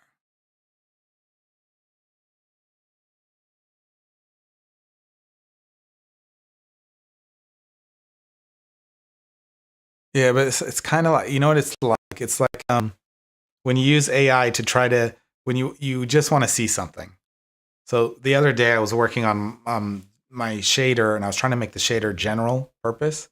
So I was like, I had this bubble text thing, but I was like, well, what if the game just needs a different shader? I can't just keep programming in shaders into the library. I need it to be able to load a shader, whoever the game maker wants, And so like I had it all set up and I was like, okay, I need a shader. Well, instead of my text being bubbled, what if it was on fire? So I was like, just show me a fire shader. And I was asking Google's Gemini, the free, show me a fire shader. And it showed this block that looked like something was moving downwards, not upwards. So it could have been fire, but it was just rendered in a block. So this didn't do anything. This is trash. I don't know what I've done, what I've screwed up. That's crazy.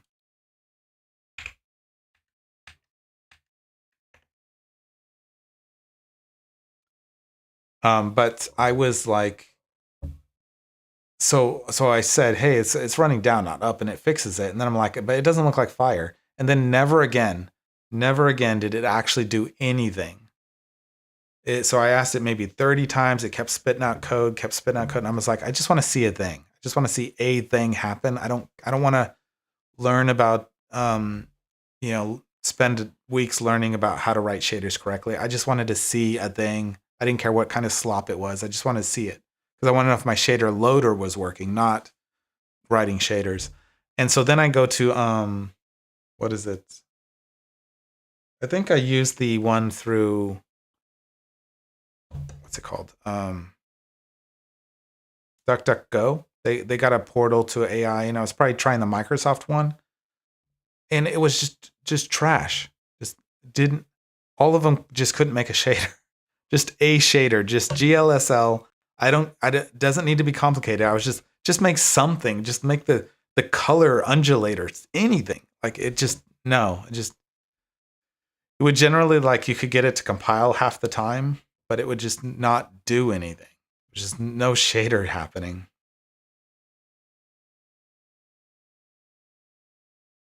Okay, so what am I doing here? So I'm doing way more trials here.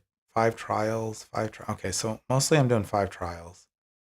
And I'm doing them by half here, taking the top half or 160. It seemed like I was doing better with the 160. One layer I think was all I ever needed. Did this 120, 240. It seems like I was playing around with different numbers. Can't remember which one. This was a real problem. This range here, something is tied in with this range. So I was trying other things, and it was always I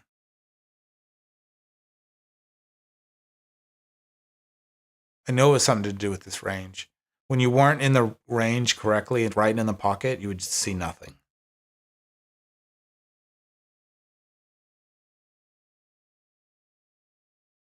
So I was probably doing tests at the time, trying all different ones, and did this one do better or worse? Did this one do better? And some of these should be popping off into the 150, not 12 or 13 or something like that. Definitely these aren't right. It was like a 120 to 240 or something.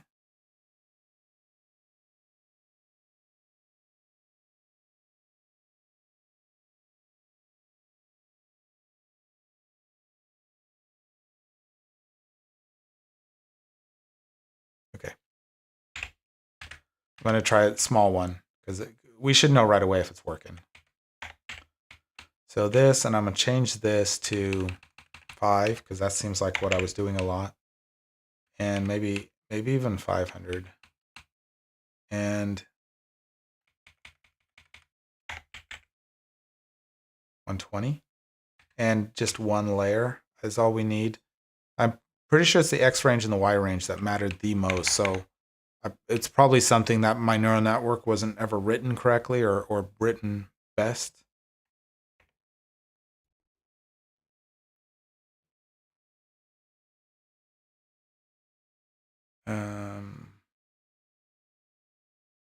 Right there. So since we're doing more games, the number would have been smaller because it's, I don't know if I was averaging them or just adding them. It's probably averaging them. So you'll have less outliers, less of them that pop because you have 5 times of average, you know. So this is growing. This number is starting to pop down. We're getting double digits that are growing downwards a little bit. This is now a bigger number down here.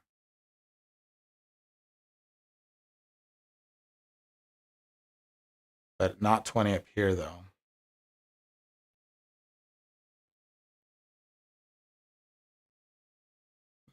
Almost to 1,000.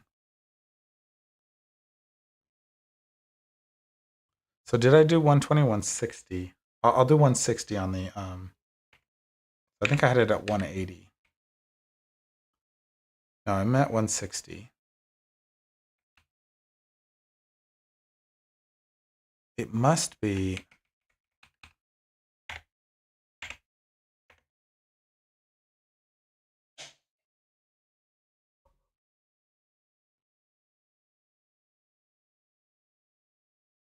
we're starting at 4 down here and it was like 8 up here.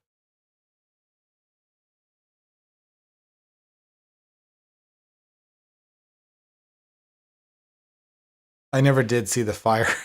Like, I just gave up.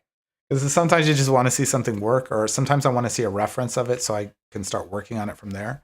And it feels like pulling a slot machine.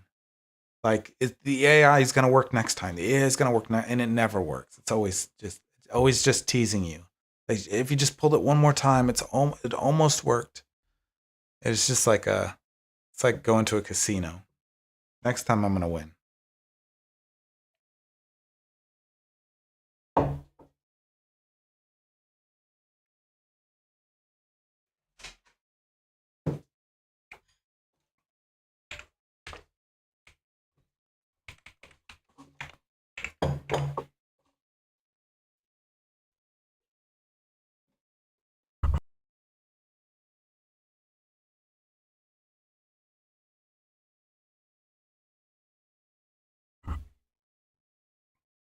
I was just saying if it's on the other side,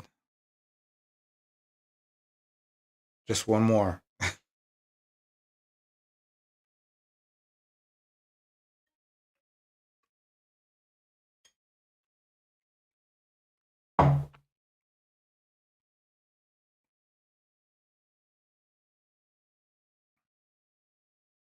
We never crossed the 20 before though. This seems very promising.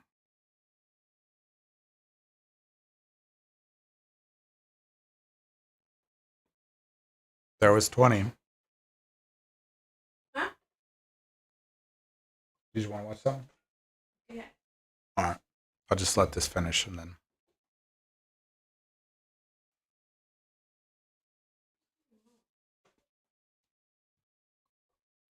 Yeah, it did pop 20. Anyway, this thing, if anybody wants to see this, what the code I just ran here, I have not changed. The shell game, this is the PRL version of it. So I have rewritten this, but there is an SDL version of this that's from like a year ago. Let me see it. If anybody wants to play around with this stuff or read it or whatever.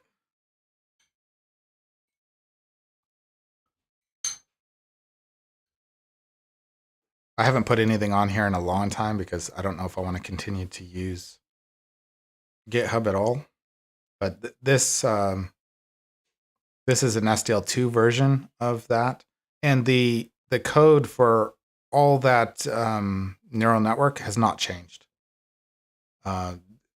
This requires SDL2 and then the SG server. This bit I've completely overhauled all of this. It cleaned it up and made it a little nicer, but also to my own engine. But yeah, anybody want to play with that? It's there wherever it was at. I'm right here, and there. I thought I did a neural network. Oh, here is a different just C project, an older one. It's from 2025, where I was first time playing around with the neural networks. So this is a completely C version. Everything is C in this, as in it's not doing anything in the shell. Whereas inside of this shell game thing, there is different examples, and one of them is the AI neural network thing. These are the projects here. They're just test projects mostly. But there is this one and this one that you've seen. Okay, I'm going to eat now, so thanks for watching, and I'll see you guys later.